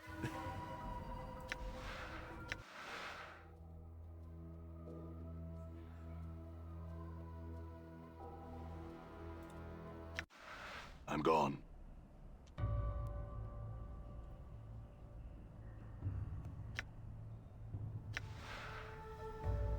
Mantuok is quite dangerous, it turns out. So let's see if there's something we can do. I'll probably pop a lot of spells on him, to be honest. endure. In enduring, grow strong. In Zerthamon's name. I can buff up. I'm gone.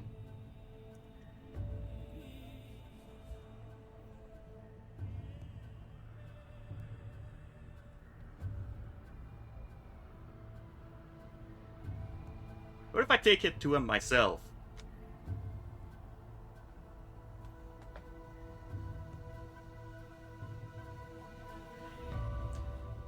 You misunderstand. Montuok's claws clench and unclench, and his tail begins to sway. It was not a request.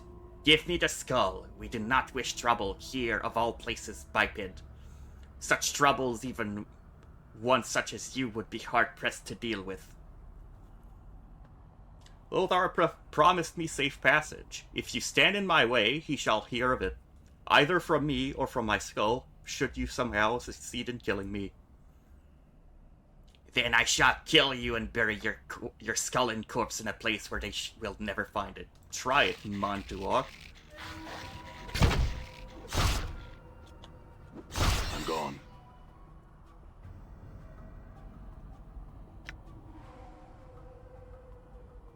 Done. See, it's a bit more difficult because now I don't have my tank. Alright, so what if I pop a ball lightning? I hear your words.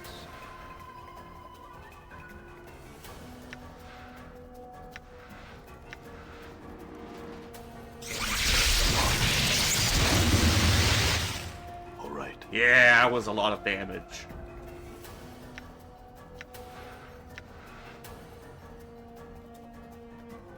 I will hear you.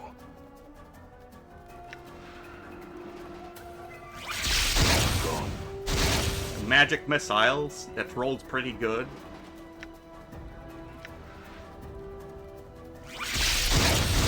Done. In knowing the And he's teachings of dead, Earth so and now Moon, I we have got the become stronger one out of the way.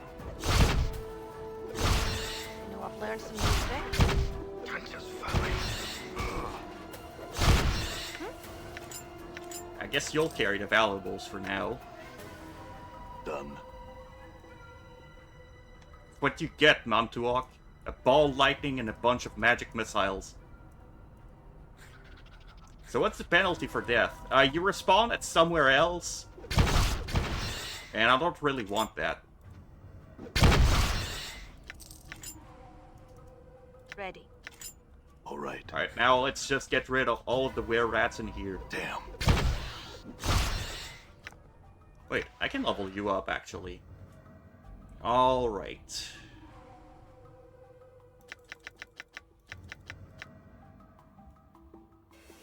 You were detecting tracks pretty well, but stealth, you were failing a good bit, so I think I'll try that. I'm here.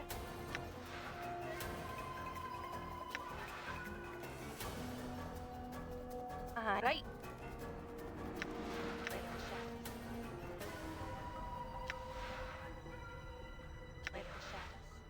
I'm gone.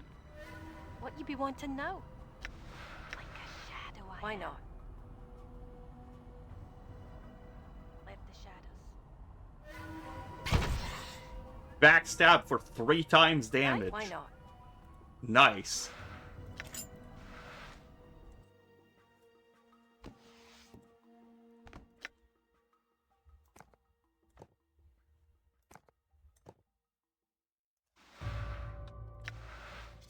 It's just a regular punch dagger, probably don't need it. Storeroom key, I'm out of the place that I need it for. Pouch doesn't seem to have a use. And this book...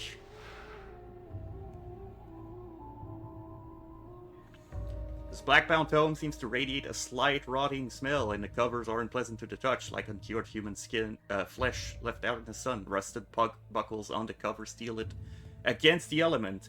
It is the grimoire of pestilential thought, an arcane tome created ages ago for purposes unknown. The purpose of which is to teach mortals the nature of evil. Some sages warn against its use, while others urge it. It is said to grant mighty magical powers when services are performed for it. Done.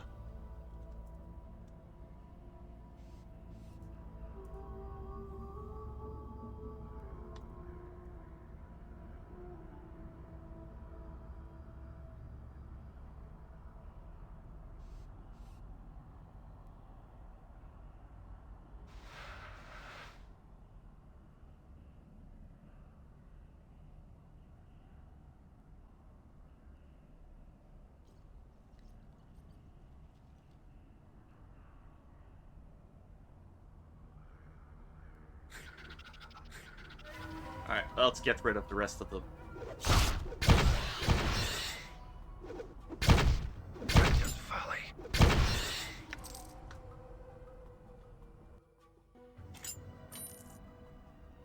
Done. Saku, why did I give Apple $24 in the March of 2024? And knowing you, I would say it's probably some sort of bet you had with Apple. I wouldn't know why, though.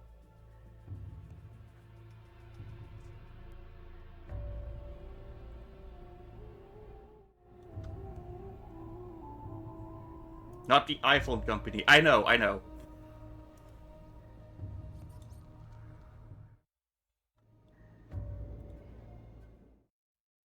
Alright.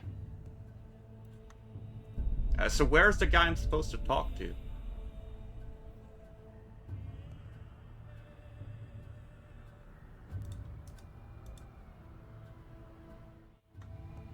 Oh, he's up here.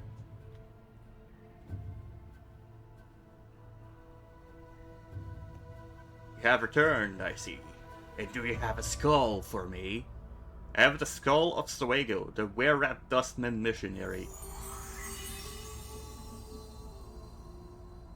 Lothar takes the head of Suego from you and examines it carefully. A dustman missionary spy, eh? This will be satisfactory. It is not satisfactory. I don't have enough to pull to make a bet with Steve Jobs' Apple. Yeah, I know. His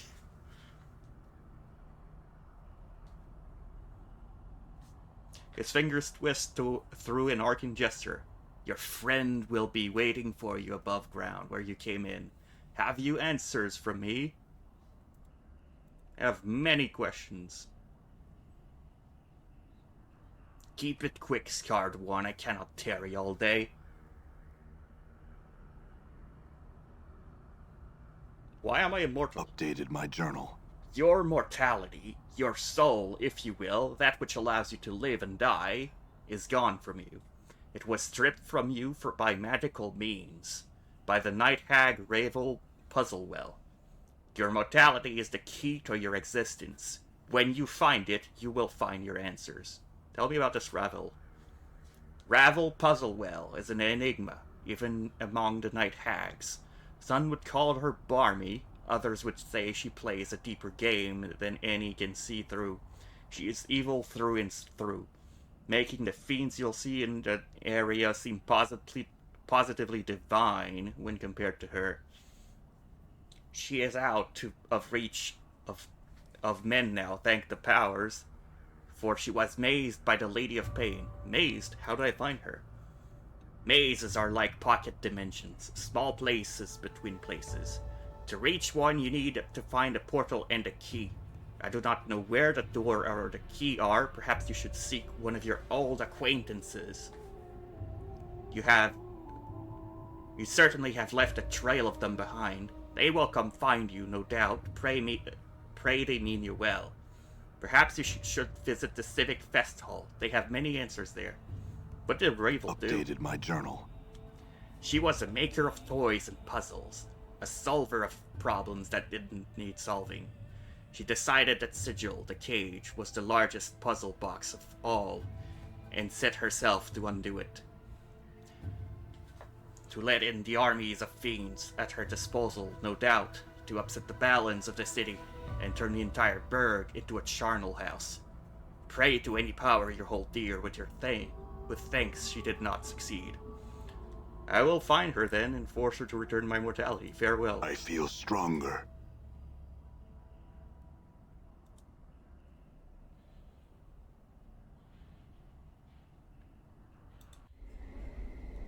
Oh, he kicked me out. Done. Rescued Mort.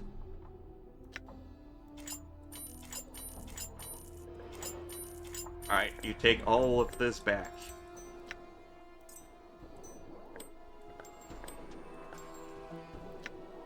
And I think there was more. I think you were also holding the ski and these rat tails.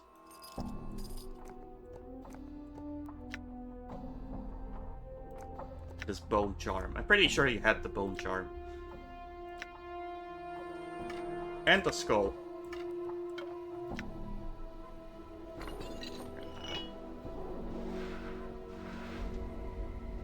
Alright, there's probably some dialogue Hey, now what's with new, this. Chief?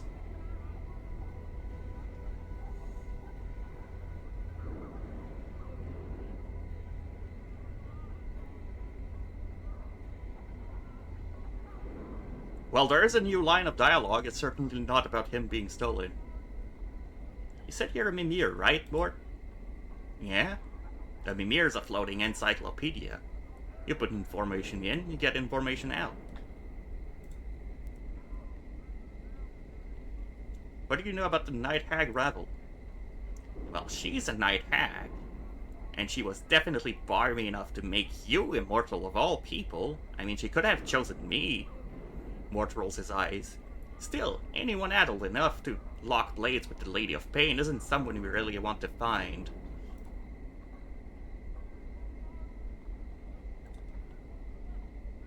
Everyone will What have is your will?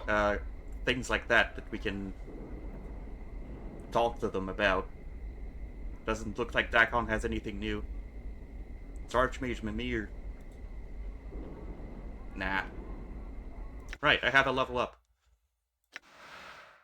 Mage, let's put more con.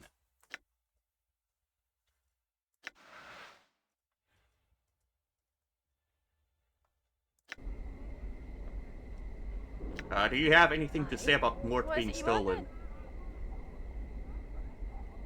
Have you heard of a night hag called Ravel Puzzlewell? At the mention of the name, Anna spits 3 times and makes a semicircle over her heart. Are you daft? Don't be mentioning her name if you value your life. Why? She's the vilest of the great ladies she is.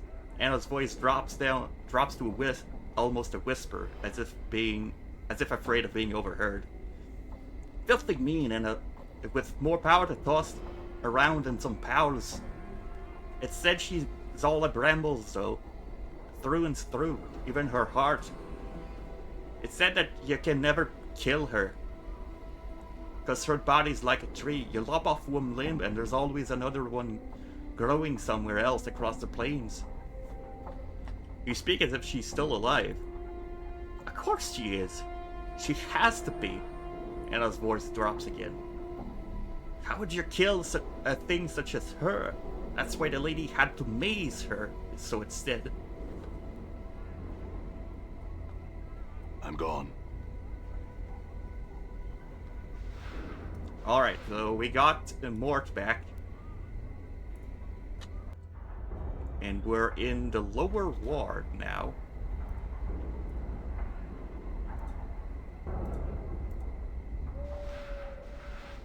Where do we go first? We go back over here and go to the pawn shop, sure.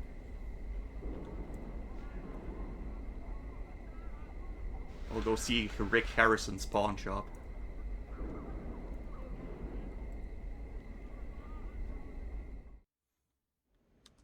All right.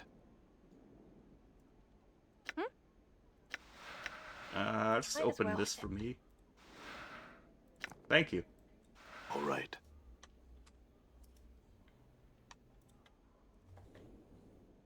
You see a diminutive man with a bit of waddle to his walk. His voice betrays a nearly comedic accent.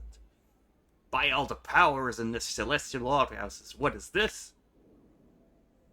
His partner, a diminutive woman, with a braying voice, gives you a quick glance and replies, "It's a customer, you dolt. As I've been telling you for ages. I told you we'd get customers, but you never believed me. And now we have one. Are you ready for him? This, well, dead-looking man?" Of course I'm ready for him. I'm always ready. For whatever customers we have. He turns to you. What can I do for you? What can we do for you today? Let's talk about trades. We have a bunch of random stuff.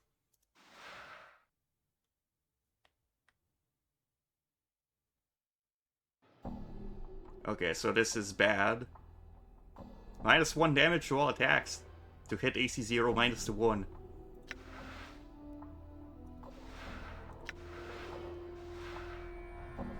Resistance to fire. Resistance to magical fire. Not usable by Ignis. Well, the game just spoiled that Ignis is a potential party member. Although I can't get him in my party yet. Because apparently I don't have the command word for the decanter of endless water.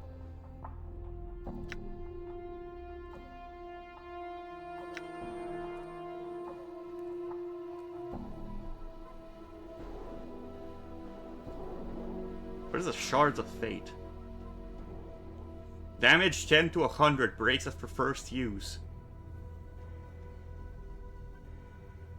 So it's a one-use fist that deals a lot of damage. I don't have... well, Annah's a fighter that I have that can now use it.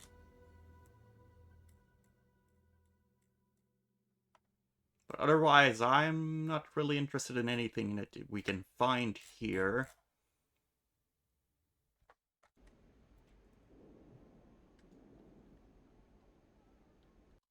Wait, do I have extra spell slots now?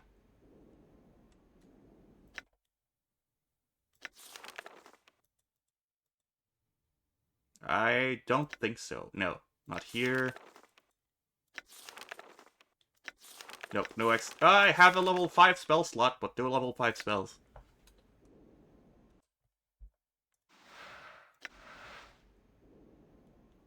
As you touch this book, you hear a voice. I greet thee, master. How may this humble tome serve you? You can talk. That I can, master, in many different languages. Only you should take care that none see us conversing, for they cannot hear me. And master, speech is but one of my powers. How did Mentua come to possess you? The disease rat mage unearthed me in the catacombs, my master. He pried me from the grip of my former master, now long since dead. He brought me to his nest so that he may learn from me. His power was limited, however. It was difficult to speak to him, and he understood little of my teachings. Tell me of your powers. I can grant you abilities that will allow you greater latitude in life's vicissitude, masters, and I can offer advice to you. What abilities do you mean? These are my powers, my master, that can improve your life immeasurably. Unfortunately, the laws that bind me, they demand a small service in recompense for these powers. A small service? Like what? The service requires a trifling one, my master. I would barely mention it if it were not for the sake of the laws that bind me to these pages. The book pauses. To unlock my power, you must sacrifice but a small bit of yourself, my master. You must spill blood upon the first of my pages. This act will serve to strengthen the chain between us and allow me to help you reach your full potential. It is a small price to pay for all the spells that will come here at your disposal. Come to be at your disposal? No. It is but a small sacrifice, master, for a great gain, but it is your choice. The offer remains open, master. Good, answer some more questions. Give me some of that advice. I bestow this advice, my master. Be wary of those you keep close to you. Never take them fully into your confidence, and never dilute your strength by sharing it. Many emperors I have known have done such, and I do not wish you to suffer the same fate. Give me some more advice. Updated my journal. Then I bestow this advice, my master. If they claim friendship, then let them prove themselves. Words carry little weight compared to actions. If friends they be, they should be willing to die for you. Give me some more advice. Updated my journal. You feel a slight tightening in your chest as the book speaks. Then I bestow this advice, my master. Show no weakness. Do not admit error. Do not show hesitation. These things tell others you are uncertain. A stone that is unbalanced may be toppled. Updated my journal. Then I bestow this advice, my master. Beware mercy. A turned back is no defense against an assassin's blade. Updated my journal. Updated my journal. Updated my journal. Updated my journal. Updated my journal. Updated my journal. Updated my Let's just journal. update Updated my journal. my Updated my journal journal. over and Updated my over. journal. Updated my journal. Updated my journal. Uh, has this done anything?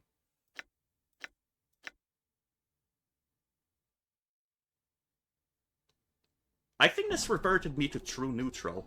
I think talking to this book and requesting advice changes my alignment. Updated my journal. Right. Yeah, my journal is going crazy. Careful, Velvet could hit you with that. With what?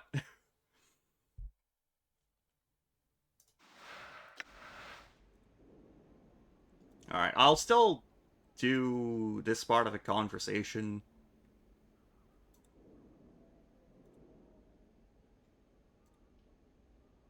Updated my journal.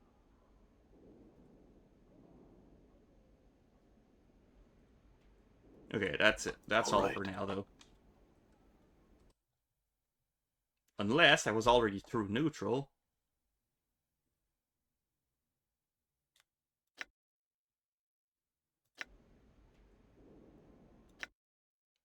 No, I was neutral good at the beginning of the conversation. Done.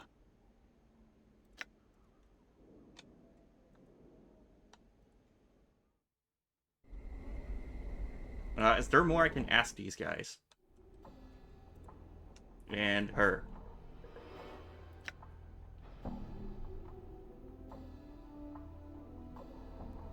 The area and herself. Yeah, Done. I'll go elsewhere.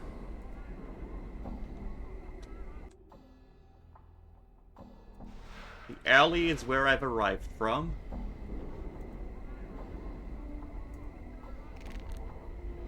There's a bunch of named NPCs.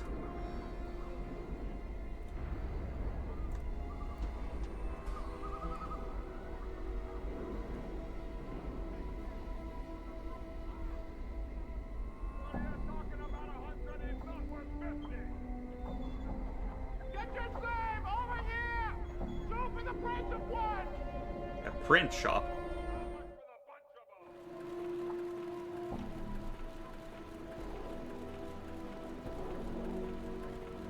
You see a thin, stooped man hunched over a desk, scribbling on a piece of paper. His hair is thin and drab, drawn back into a ponytail, and thin spectacles adorn his hooked nose. His age could be anywhere from his early 20s to his late 40s. He doesn't look up as he speaks to you. What do you want? Make it quick. What do you do here? He looks sharply at you, ceasing the scritching of his pen.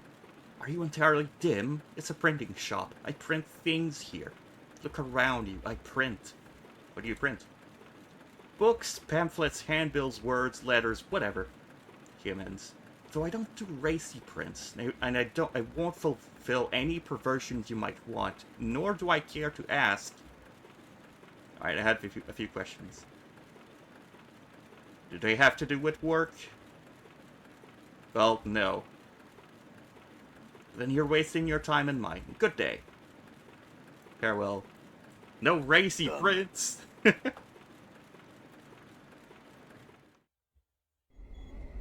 All right.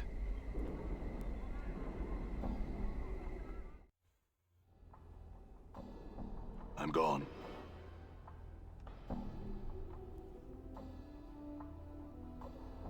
Welcome to the vaults of the Ninth World. How may I serve you on this fine day, Sigillian?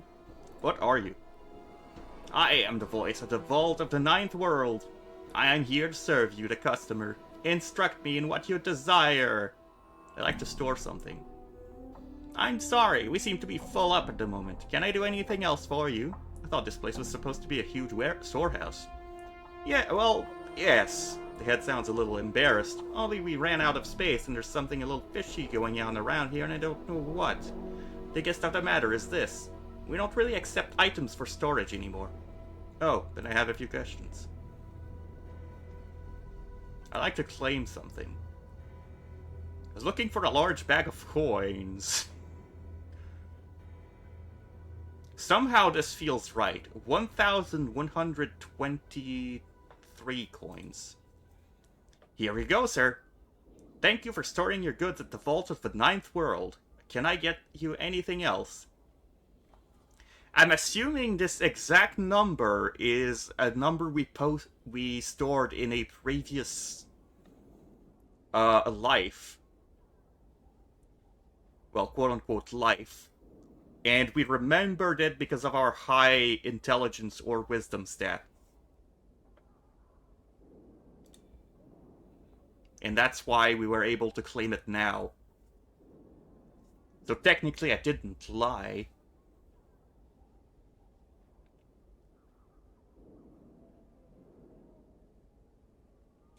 Why is this place called the Vault of the Ninth World? Frankly, I have no idea. I think the owners thought that it would be a clever name or something. Is this place really as big as a world? No, it's just a marketing exaggeration. There's a lot of space here, but not that much. Farewell. Farewell! We at the Vault of the Ninth World value your business. Please return. Farewell. All right.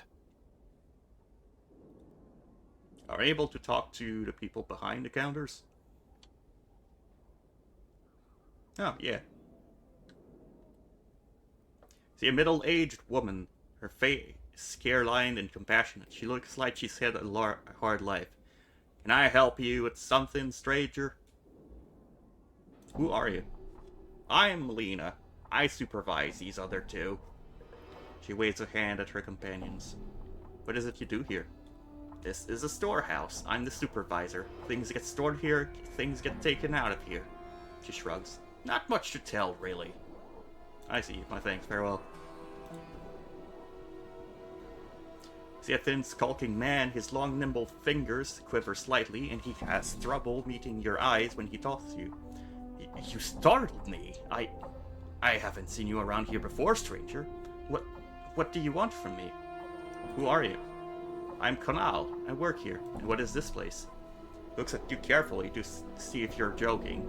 It's the Vault of the Ninth World. It's a storehouse. Didn't you read the sign when you came in? Not that carefully. Who are you? Okay.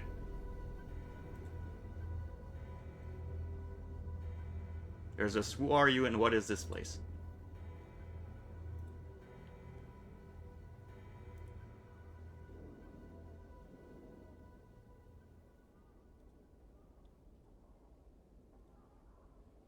Okay, and he just directs me to the supervisor. All right.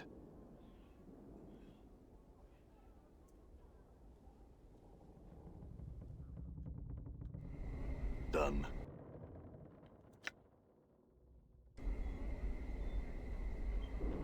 I have been here before.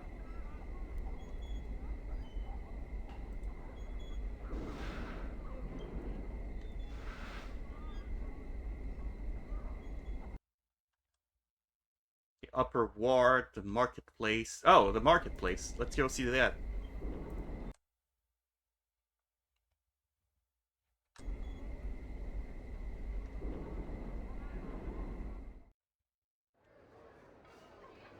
All right.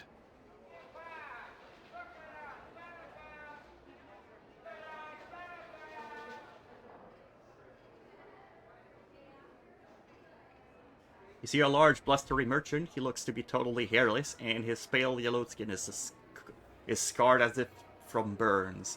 He looks at you intently as you approach. Greetings. He smiles at you. Greetings. I'm Cinder. I heard about you. You be the scarred, clueless fella that be going around the wards and asking questions. What can I be helping you with? You look like you have a few scars yourself. He frowns and begins to laugh. Aye, that I do. A few years back I had a kip set up in the hive. Some barmy mage decided to burn the ward right out of the sigil. Almost took me out with it. Sick for a few months I was. Few months? That's not all that long. He nods and he gets a faraway look for a moment. It could have been worse. Local mage healed me. fixed all the scars and stuff. Could have grown my hair back, but I kind of like the look. Do you think this mage could help me with my scars? He looks you over and shrugs. I don't see why not. Your scars don't look that bad. He looks at you closely. Now who's to say? You should talk to him yourself. Name's Sebastian. And he sets up his kip over by the foundry. Let me do that. I have some questions for you. Interested to buy some weapons or some magic items?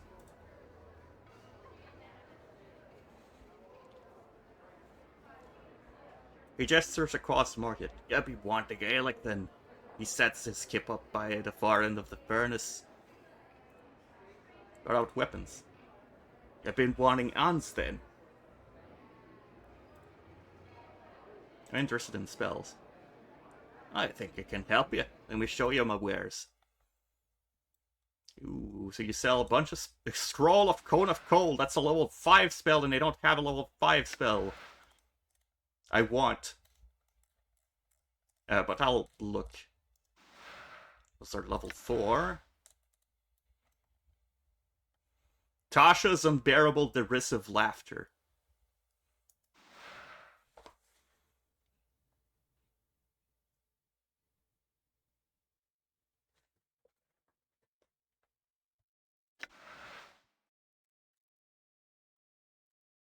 Roll Force Missiles. I also only have removed Curses level 4 spell. Maybe I want something else.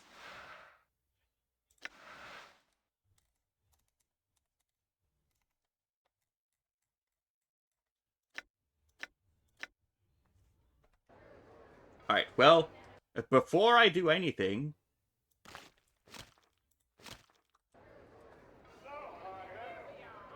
I'm going to cast Friends on myself.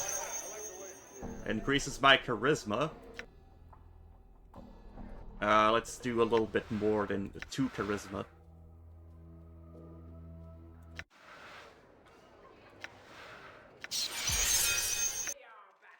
$24, that's pretty good.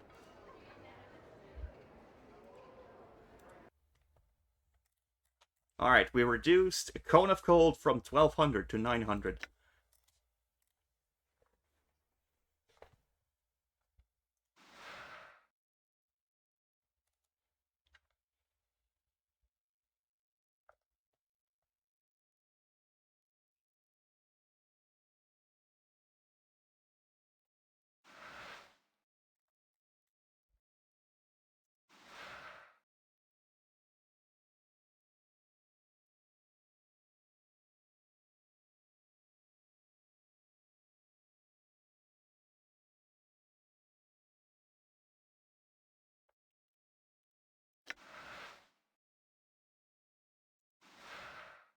Roll of Improved Strength. It's the same as Strength, but it's a +4 instead of just a dice.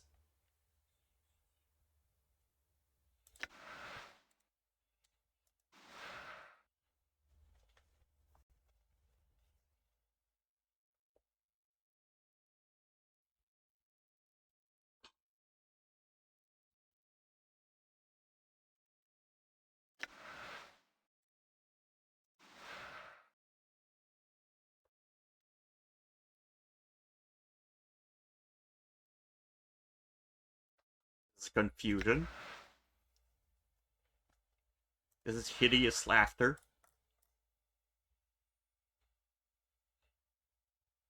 Wait, what? Occurs in a 30 feet radius from that spot. All male living creatures with an intelligence of with over 4 in the range of the spell level must make a saving throw versus spells. Forget the -2 to attack, AC, and damage. Interesting that it targets only male living creatures. There's Hold Undead. Cloak of Warding, what's that? Create a shield effect similar to shield that absorbs 3 to 12 points of damage +1 per caster level. Once its status absorbs this amount of damage, it shatters. Also pretty short. We have the Cone of Cold. 30-foot long cone. For 1 to 4 plus 1 per caster level.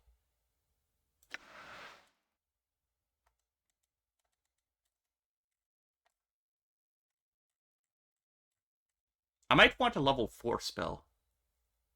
It's different from Remove Curse. Yeah, that is level 4.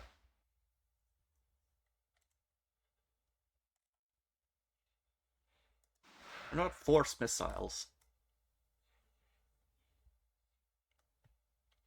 Slight Magic Missile creates a globe of mystical energy which successfully hits regardless of saving throw. Then does a concussive blast of 1 point of damage per level of the caster within a 3-foot radius. If a saving throw is made, then this concussive damage is negated. Creates 1 missile 7th plus an additional every 2 levels after 7th for a maximum of 7 missiles. So this is Magic Missile with an explosive at the end. I like that. I'll take it. And what about level 3 spell? Vampiric Touch? Drains 1 to 6 HP from the target every 2 wizard levels he has.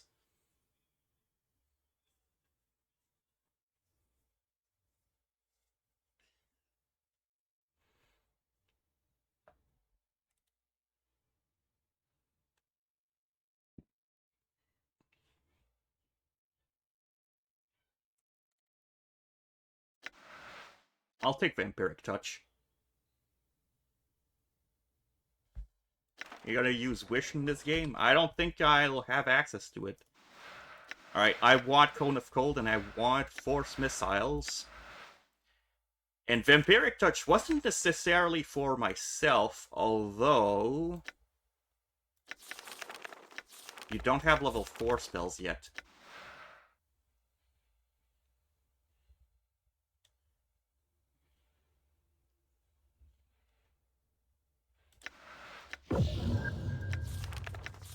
I think I'll still teach it to you. You have... like, I have a passive regeneration that will keep increasing with my constitution. So I think Dakon will benefit more from the Vampiric Touch. Even though he can't use it yet. Also, I have spell slots available. Cone of Cold. I don't need Remove Curse for now, so I'll take Force Missiles.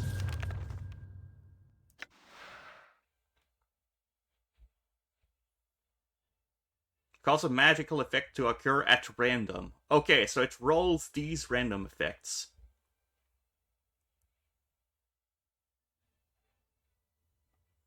That's what it does. I think I want a Ball Lightning instead. I'd rather know what is going on with my spell. This is good. I'll keep Knock.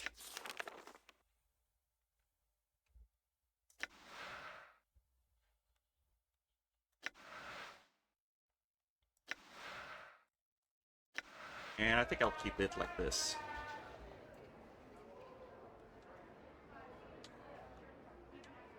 And while we're still buffed, we're gonna go see another shop. I'm gone. Hans is another shopper. Greetings, you see an older, stern-looking man. His face is a mixture of wrinkles and frown lines. Greetings.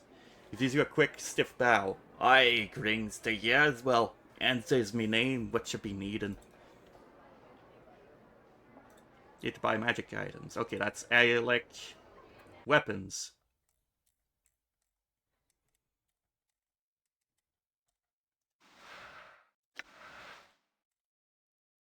Siphon Knuckles. Transfers hit points from target to wielder.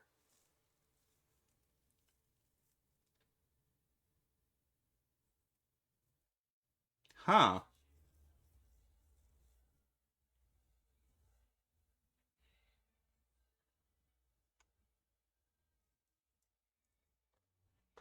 Not usable by mages. Okay, never mind. That's a little bit less interesting.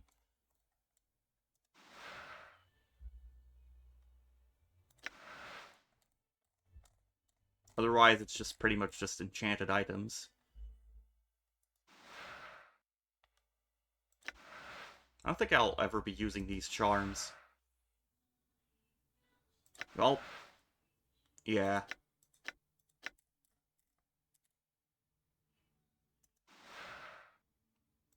That was 4.5k in the pawn shop.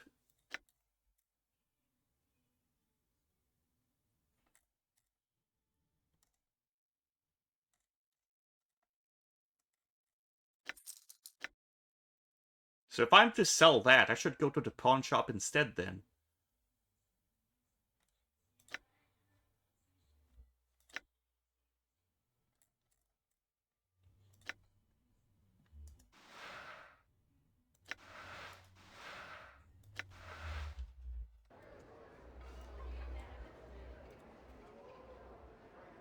All right.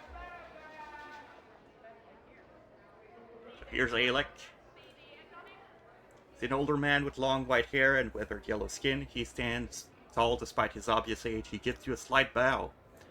Greetings, and to you as well, Cutter. How may I serve you? He raises his eyebrows. He awaits your answer. Interested instead in what you have for sale.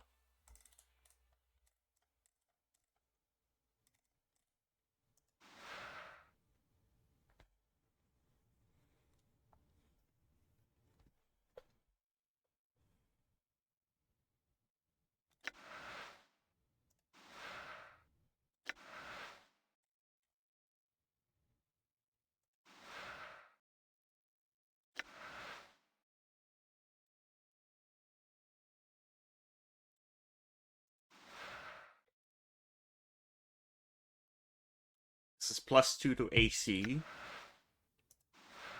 That's just a simple +1. Immune to poison, resistance to magic, save versus spells, only usable like thieves. Resistance to all normal attacks. +10 base hit points, but minus in wisdom.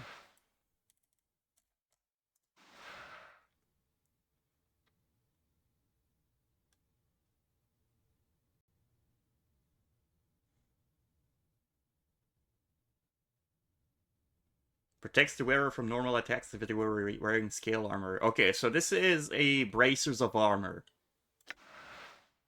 And this is another Bracers of Armor, but with more enchantment on it.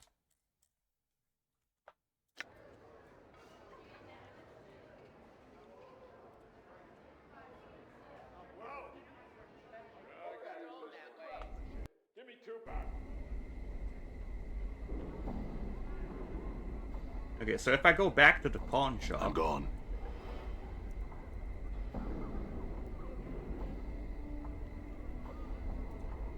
While I still have friends active.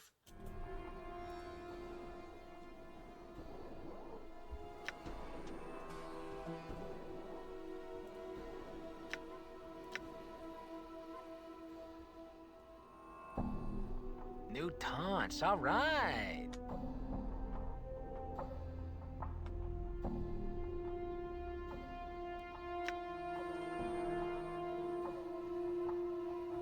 Talk about trades. Yeah, he buys things for hire.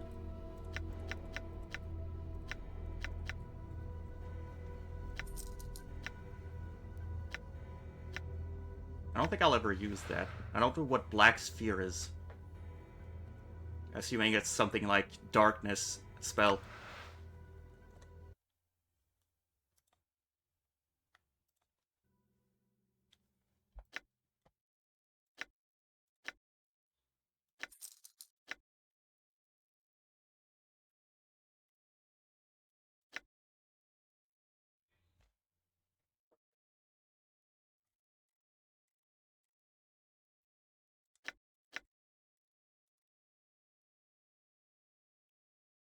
So I'll keep the Grimoire for now.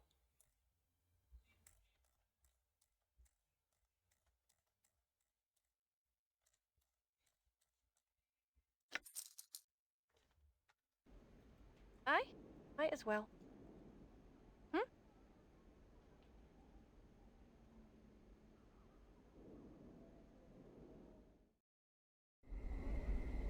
All right.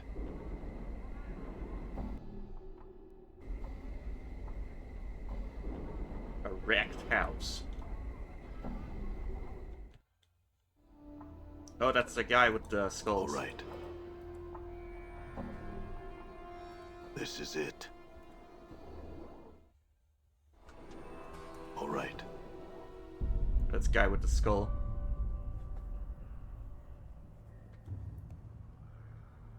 Who are you?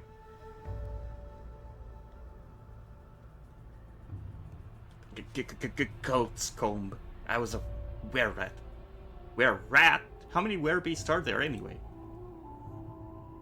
Oh, a great number. Like ravens, wolves, bears, badgers, even crocodiles. It's like all the animals in the beastlands have a lycanthrope counterparts. It's quite interesting, really. What rare rats are around here?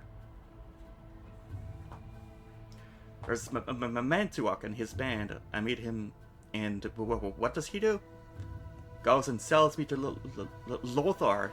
That's okay, though. I spilled all his secrets to the boss. Mantuak may think he's safe, but Lothar knows everything. Like what? His secret that he works with both Lothar and Manny is one. The cranium rat hive mind. I don't know what he's planning, but it doesn't matter because I told Lothar all of it anyway. I see. Thanks, very well.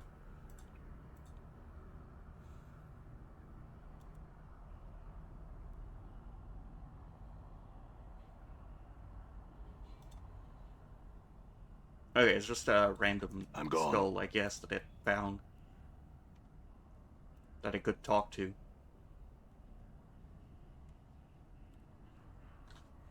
The skull's voice is low and raspy, the sound of flint and steel. I think I've seen you before, stranger. Or have you seen me? Cursed, Gate Town to Carceri. Cursed, Gate Town, Carceri.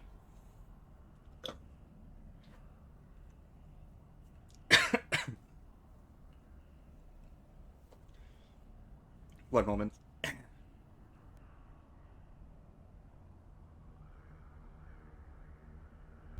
What are you, clueless? It's a gate town on the rim of the Outlands, the doorway to the plain of Carceri. It's a place of backstabbers and traitors, and it's full of schemes as a Batizu's undergarments. Being right next door to Carceri is apt to change a burg's nature. I wouldn't be surprised if the town were about to slide over. Slide over? What do you mean? When a gate town's belief gets too much like the plane it borders, the force of that belief is enough to make its bordering plane swallow it whole. Happens all the time. At least when the anarchists are involved. Speaks with this last with a kind of grim pride. Tell me about the anarchists. We are secret society cells of members who work alone or through directive passed through the network of informants and leaders who remain hidden. Our goal is to tear down the power structure, to free the people from the lies of politicians and power, to let all lead their own lives of their own volition. We work in secrecy, and change our routines constantly to avoid infiltration. My time was decades ago, so all the secrets I knew are no longer valid except the faces I can remember, and even those must have changed by now. You sound like a paranoid bunch. If a society belonged to thrive on intrigue, infiltration, and the hatred of the established power mongers, you'd be careful too. It's not paranoia when they really are out to get you. In our line of belief, someone involved in a triple cross is an amateur. The skull regards you evenly for a moment. I think I'm done speaking with you. Farewell.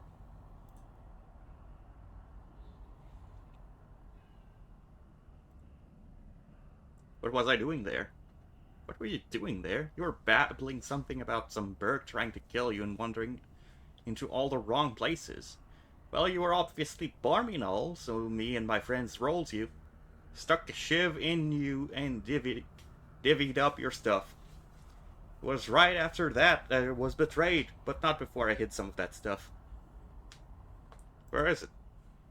I ain't telling. Maybe someday I'll get a body back and go for it myself, and maybe I won't. But right now it gives me great joy to see you wandering. Good luck finding it. The skull falls silent, no one to cajoling and give it set to speak again.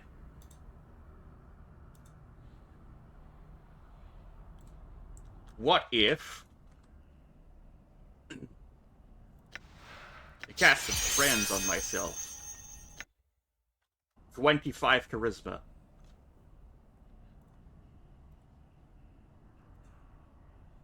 No, that wasn't a way for him to tell me more.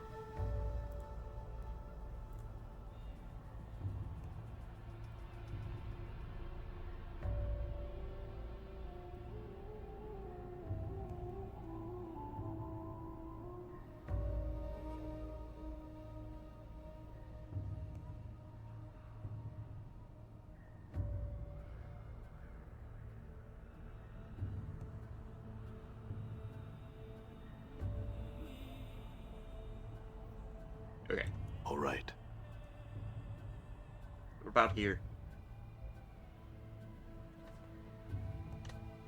A skull speaks with a deep voice and a jocular one. Have you come to learn of truth? I have truth aplenty. Tell me of yourself. I am Stern, one of the great practitioner of personal peace through intensive redirection of hostilities. Hiss escapes the skull's teeth. You mean you're a wizard, you're an assassin, and a poisoner? However you choose to define it, Grim Scalp. Stern turns his attention back to you. I was the best of the lot, so it's said. And how did you end up here? Funny you should mention that. I had a black book given to me in order that I might puzzle out its secrets. I unlocked its power for a terrible price, one I would gladly pay again, and sharpened my edge considerably. Little did I realize that the book would betray me to another, a mewling rat thing that overwhelmed me in a wave of rodents and tore the flesh from my living bones. The rat went through a series of disciplines, each of them betrayed by the book, until it wound up in the possession of the rat-man Mantuok. If you find this book, accept its powers, and be rid of it before you suffer the same fate.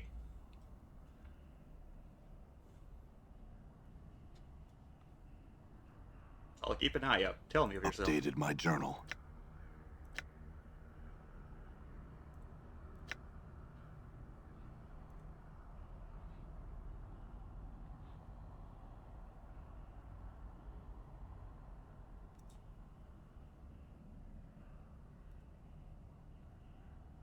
What can I tell you of Lothar? I will tell you nothing. Even his bare existence is better than the oblivion he promises should I speak his secrets. You can tell me. You get the distinct impression Stern's skull is sneering at you. And gain merely your friendship? Bah, there's nothing you can offer me. No service nor item that will impel me to betray Lothar to you. Begone.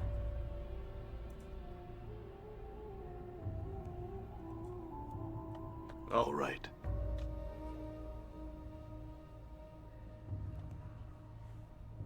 Why do you disturb my rest here? There has been much happening as of late, and while I welcome the sensation, I must confess to desiring the sense of quiet. Tell me about yourself. I was, ocean before the storm, a sensate. Now, alas, I'm merely decoration. A sensate? What's that? A sensate is a member of the Society of Sensations, one of the factions of Sigil, located in a civic hall in the clerk's ward, which holds that the universe can be understood and manipulated only through the senses, and therefore we should accumulate as many varied experiences as possible. I believe I've reached a quota on sitting on a dusty shelf. My boredom threshold is low. Can I do anything for you? No, but you're kind to ask. I once threw myself off a shelf and shattered. Next thing I knew, I was back on the shelf, and we were all glued here. When Lothar tires of me, he'll dispose of me. What are you doing here? Why, I sit on the shelf and gather dust until one of Lothar's rat minions takes it into his head that I need brushing. I answer questions for Lothar, and that is the extent of this miserable experience. I mean, how did you get here? It's a long story that has to do with Razel Puzzlewell and the Night Hag. Would you like to hear the story? Yes. Very well. I was working in the Civic Fest Hall, the headquarters of the Sensates in the Sensoriums. Ravel Puzzlewell, may the powers curse her black soul, had been coming there to find answers to riddles she had encountered, but was a masterful solver of puzzles. Those that left her best minds baffled were but gauze to the force of her reason, yet she had found difficulties that required outside answers. I heard she was there to unlock the secret sigil itself. Go on. Horribly ugly she was, and taking no pains to use her magic to disguise her form, as I've heard she does, or rather did, from time to time. And that fiendish exterior frightened off many a potential fractioneer. Still, I had to ask her what she was about, and whether she could teach me what she knew. It sounds like it could have been a mistake. It was. She offered me a bargain, for she dwelt and dealt in riddles. If she were to answer my question, I must agree to one of hers. If I missed the answer, my life was hers, and I agreed. She told me she intended to unlock the power of the puzzle of the cage, to open it to all whom wished to enter, powers, fiends, celestial, Mordrons, and slotty, not to mention any interplanar beings who chose to come here, to come along. The most important part to her was that all should know that the mystery that had baffled them for so long was unraveled by the ravel. What happened next? She asked her questions. I could not answer it, though she assured me the answer was plain as the nose on her face. My fellow sensates found me screaming in the sensorium when they arrived the next morning. I begged them to kill me, and they complied. None of them even suggested that I relished the new experience. So horrible was it. And here I am. Now I must rest. What was the question? My journal. It was, how does one change the nature of a man? And I thought hard on her answer, and said, with love. She said all people love themselves too much to be changed by something as simple as love. And then I must rest now. In the back of your mind, you seem to see a hook-nosed figure with ebon skin asking you a similar question, but you cannot remember your answer.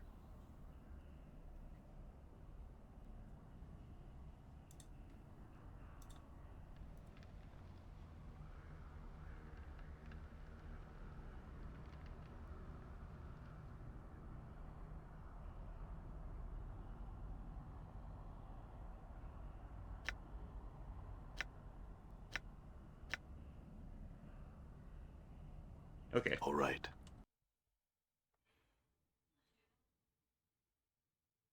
Okay, I'm gonna put this back on now. This is plus int, yeah. Oh, if I changed my int, did I lose some spells slots? No.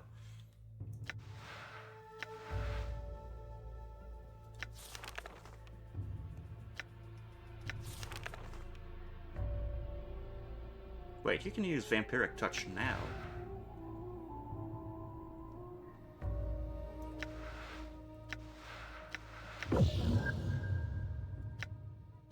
Right, that's a level 3 spell, not 4.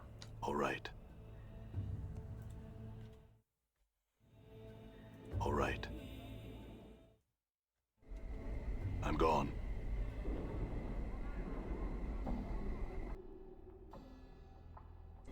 Let's go see the upper ward. Oh! Now we can just move around. Like, we don't have to just go back maps and maps.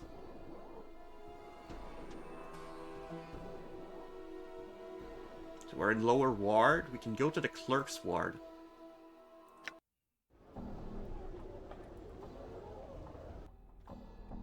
I'm gone. That's great.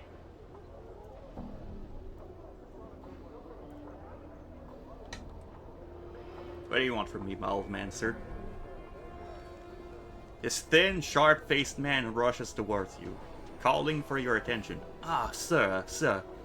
But a moment of your time. Were you perchance here to visit the tailor?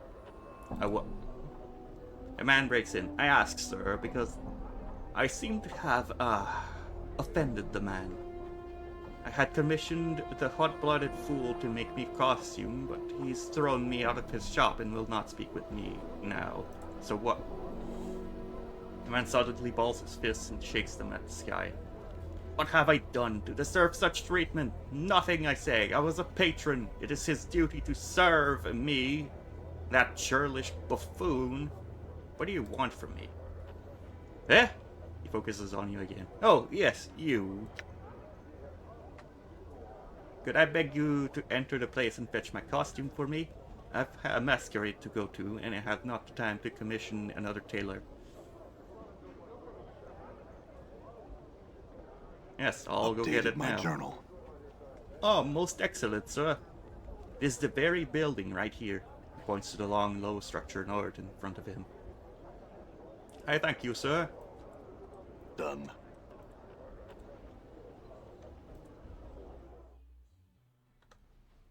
Done.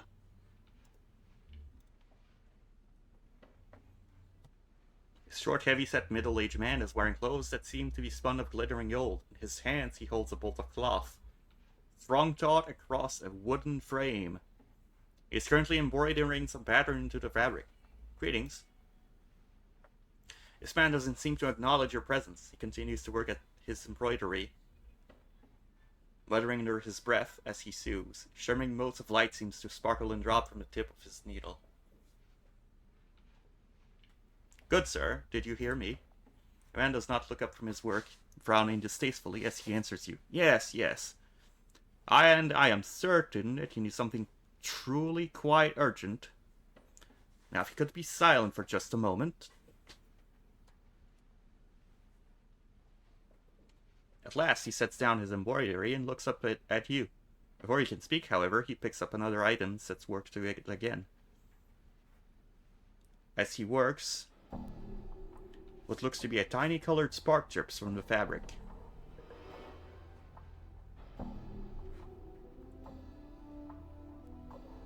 He finally finishes his work, settling it down to examine you.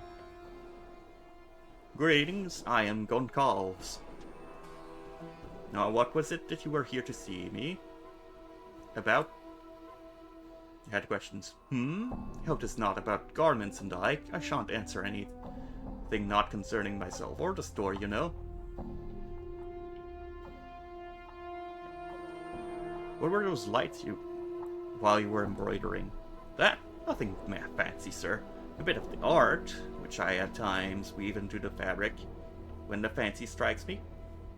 Those items which I lavish enchantments upon are my most special creations, and they are rarely sold.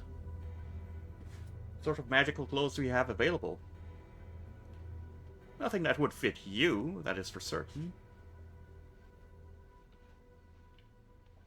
I'd like to see what you have to offer just the same.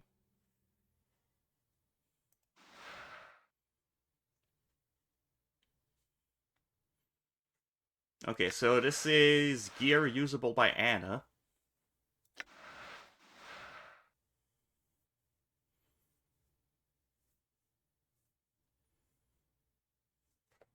It has 2-hit AC 0+1 and armor class of 4. Well, this one's armor class of 6, but it has bonus to stealth and pickpocket.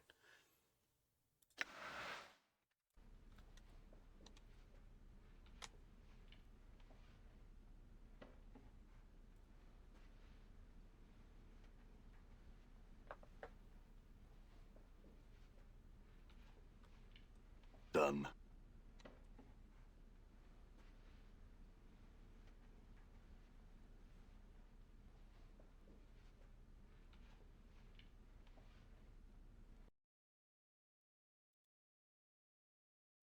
Dustman costume. Oh, okay.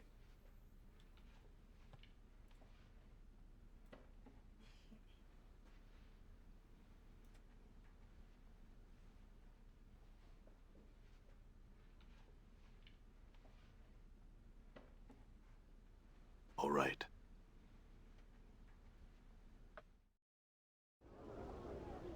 I'm gone.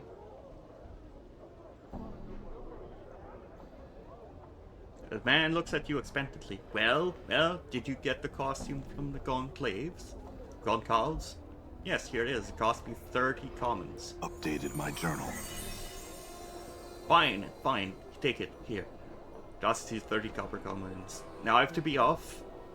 Wait. Goncalves said many people are already going to this masquerade as Dustmen. Did he? Blast. I would hate to arrive in such a common costume. I could go see if he has another ready. Not a bad idea, not bad at all. Quickly, see if that portly nincompoop has another, would you? I'll return with another costume. Updated my journal. All right.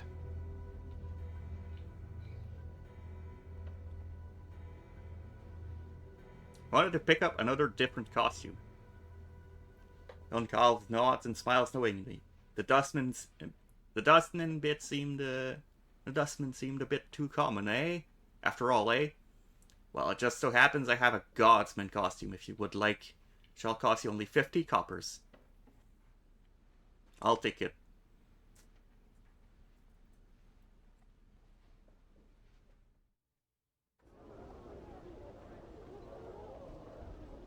Here it is, it cost me 50. Updated my journal. Makes a disgusted noise, snatches the costume from me, and shoves 50 coins in your hands. Now I have to be off. Ooh, looks like my skills have increased.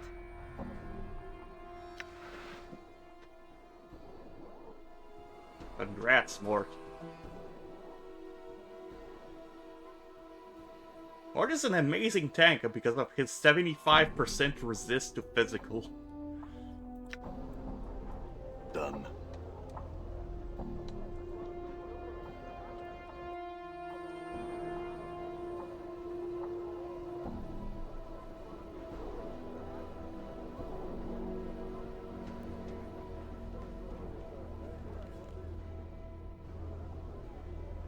What is this place?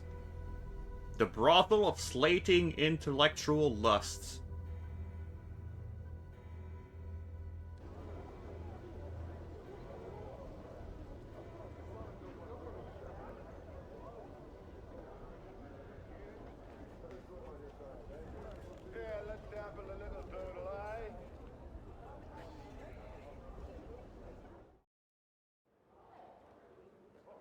All right.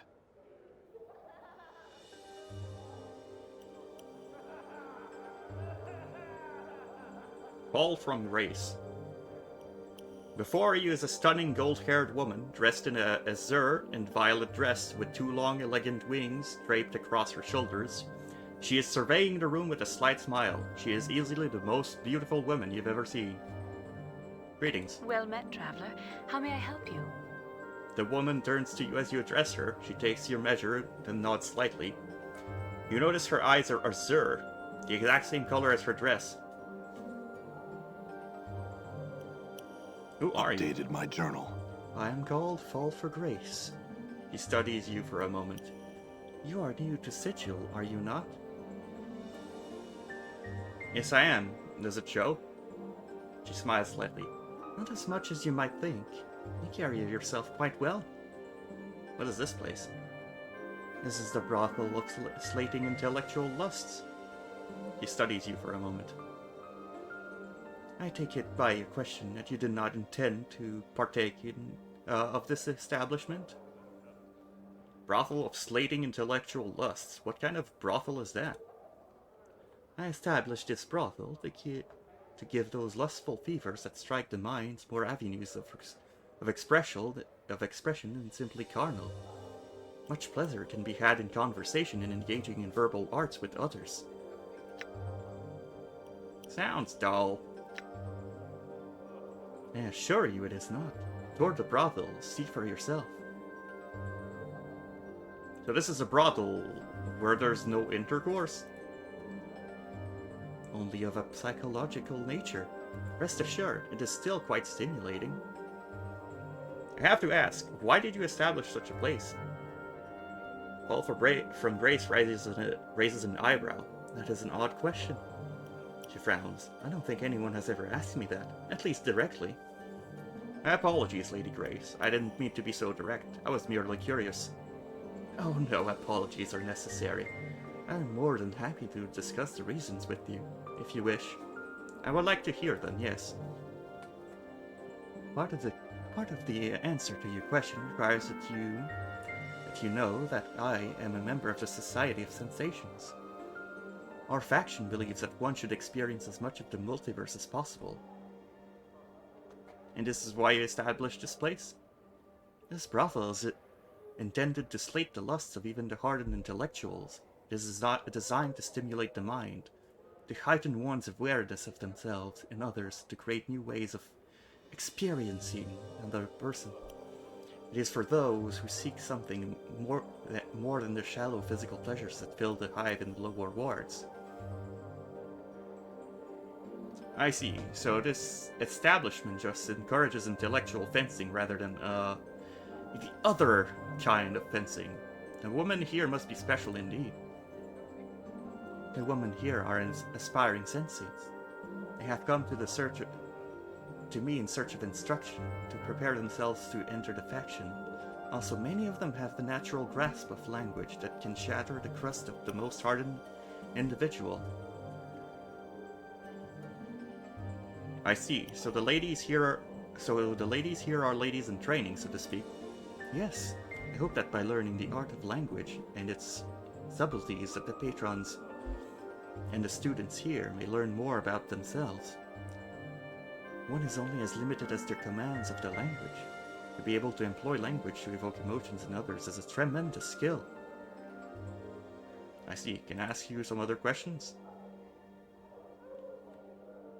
If I may, Lady Grace, the wings on your back. You are not human, I take it? She's one of the fiends, one of the succubi she is. She'll take your measure, then she'll take your soul to the lower planes, so she will. Your companion is correct. I am a lesser Tanari. More specifically, a succubus. She gives a soft sigh. I am afraid we're a little too common in the lower planes and elsewhere for our own good. Most of my race rather spend their time seducing mortals with various pleasures of the flesh. And you? Updated my journal. I'd like to think that I've distanced myself from that. It is ultimately a trivial and non-productive way for one to spend one's time here in the multiverse. There is much more to life, wouldn't you agree? Perhaps so.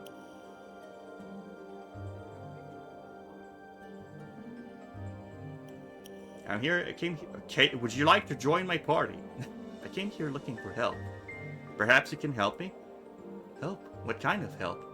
I seem to have lost my memories. In doing so, I've lost myself. You have been stricken with amnesia? Paul from Grace looks pained. How terrible. Do you have any idea how it happened? Not really. At least not that I can remember. I woke up on a slab in the mortuary and everything before that is black. You awoke in the mortuary? I think the dustman mistook me for being dead, or I was dead, or something. All I know is that I regenerate wounds quickly. I could be immortal, but I don't even know that for sure. Paul from Grace seems to be appraising you with renewed interest. No scars on your body. She reaches out a hand as if to touch you. May I? Sure. Paul from Grace drags her finger across your chest lightly, tracing the edges of your scars, following the curves where they blend into some of your tattoos. She seems fascinated. These scars do look as if they would have taken several lifetimes to accumulate. They certainly do. Some are more recent. Fall from Grace steps back. Some of those wounds would have been fatal to a normal man. She taps her chin, thinking, what do you intend to do now? I need to get my memories back and my life back. I intend to scour the plains and search inside myself until I can piece together who I am and what brought me to this state. Fall from Grace is still thinking, her finger tapping on her chin. I must say, I've never met a man who had lost himself in the literal sense. She raises an eyebrow. Forgive me, but your condition is intriguing.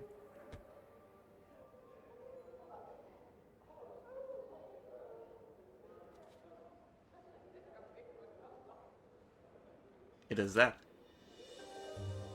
Fall from Grace nods. If it will help, you are welcome to our brothel.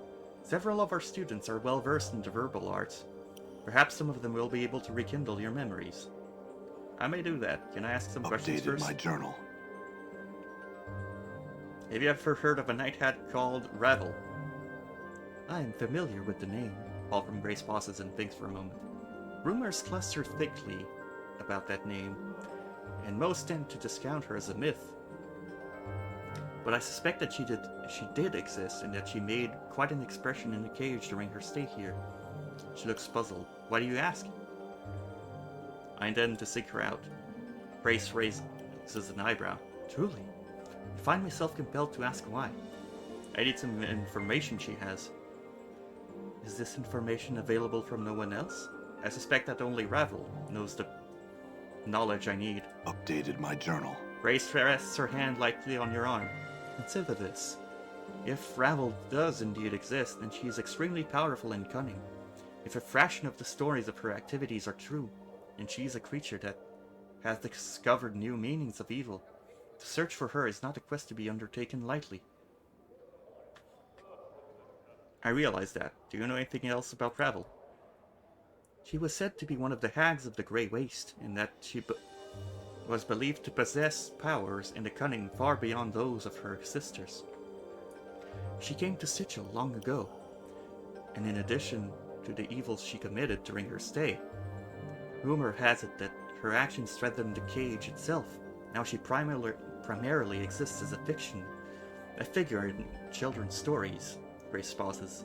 I imagine the Lady of Pain dealt with her as all threats to the Sigil are dealt with. I know how. What is the Grey Waste? Updated my journal. A blighted plain that lies effectively between Baator and the Abyss. It is frequently a battleground in the Blood War.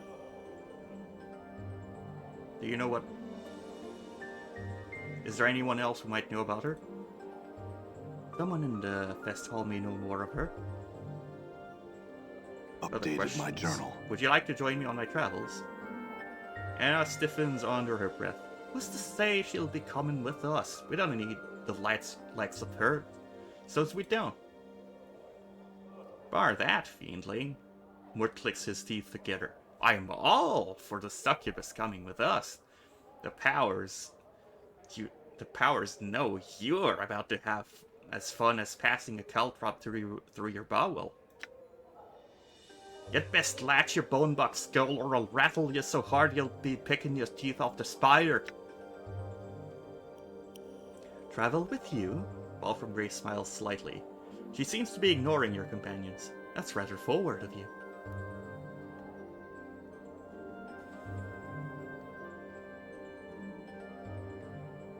I'd rather be honest with my intentions. You seem extremely pleasant and well-versed in the ways of the plains. A companion with that kind of knowledge would be welcome. Hey, wait a minute, Chief. I'm the one well-versed in plains. That's my job, Chief. Having two people knowledgeable about the plains in our band seems pretty smart to me.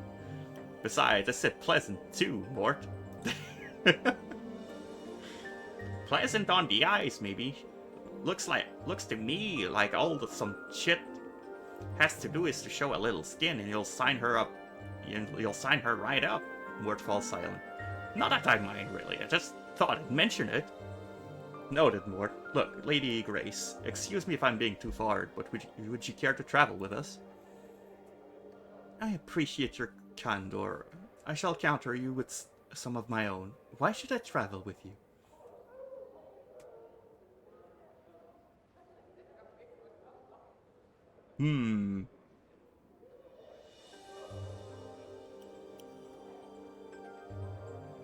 Lady Grace, I intend to travel to places perhaps no one else has ever been to, or could reach. Would that interest you? That would indeed. She cups her chin in her hand and thinks for a moment. Yet.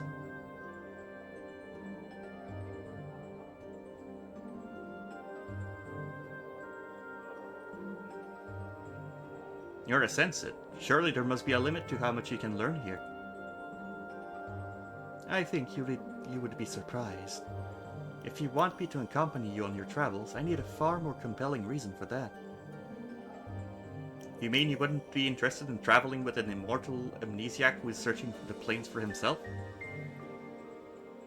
Oh, I would be extremely interested, she smiled slightly. Such a suggestion is intriguing, make no mistake about that. Then you would like to travel with me then?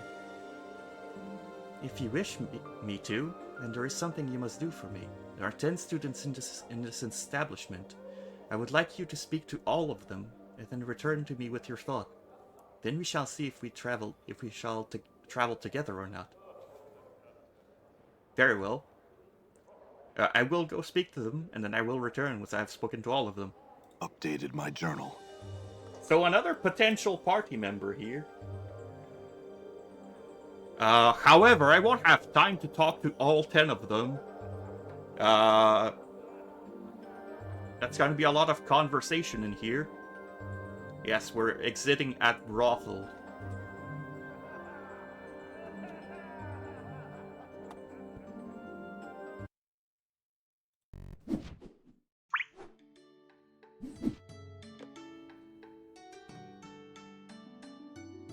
Okay, yeah, brothel next stream, yes. God damn it. I mean, they did say it's not like a, like it's not intercourse in there. So I guess it's safe for stream? We'll see.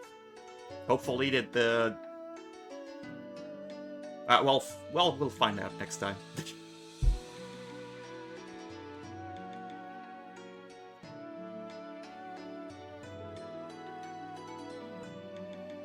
But yeah, thank you everyone for joining today's stream. Next time we play Planescape, we'll be in a brothel.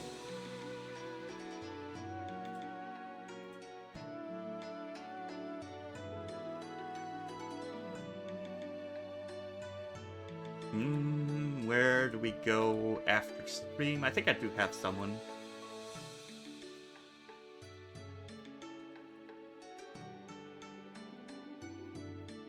Well, you know, she usually ends before I do.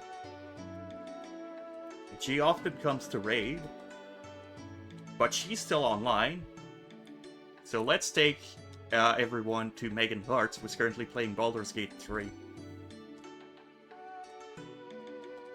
Here are raid messages if you want to use them. Everyone can use the first one, the subscribers can use the second. Yeah, thank you everyone for stopping by. Always appreciate your presence. And my next stream is on Sunday. We'll be playing more Minecraft with Kitsune. We started a mod pack called Valhelsia 3. Which we will eventually be able to create our own town in that mod pack. With special villager NPCs that are not like the Minecraft villagers, like they have actual needs and whatnot. They have actual jobs that they will perform, such as building, or mining, and stuff like that. But yeah, I hope you all have a good rest of the day and a good night if you're going to sleep. And I hope I can see you all next time. Bye bye!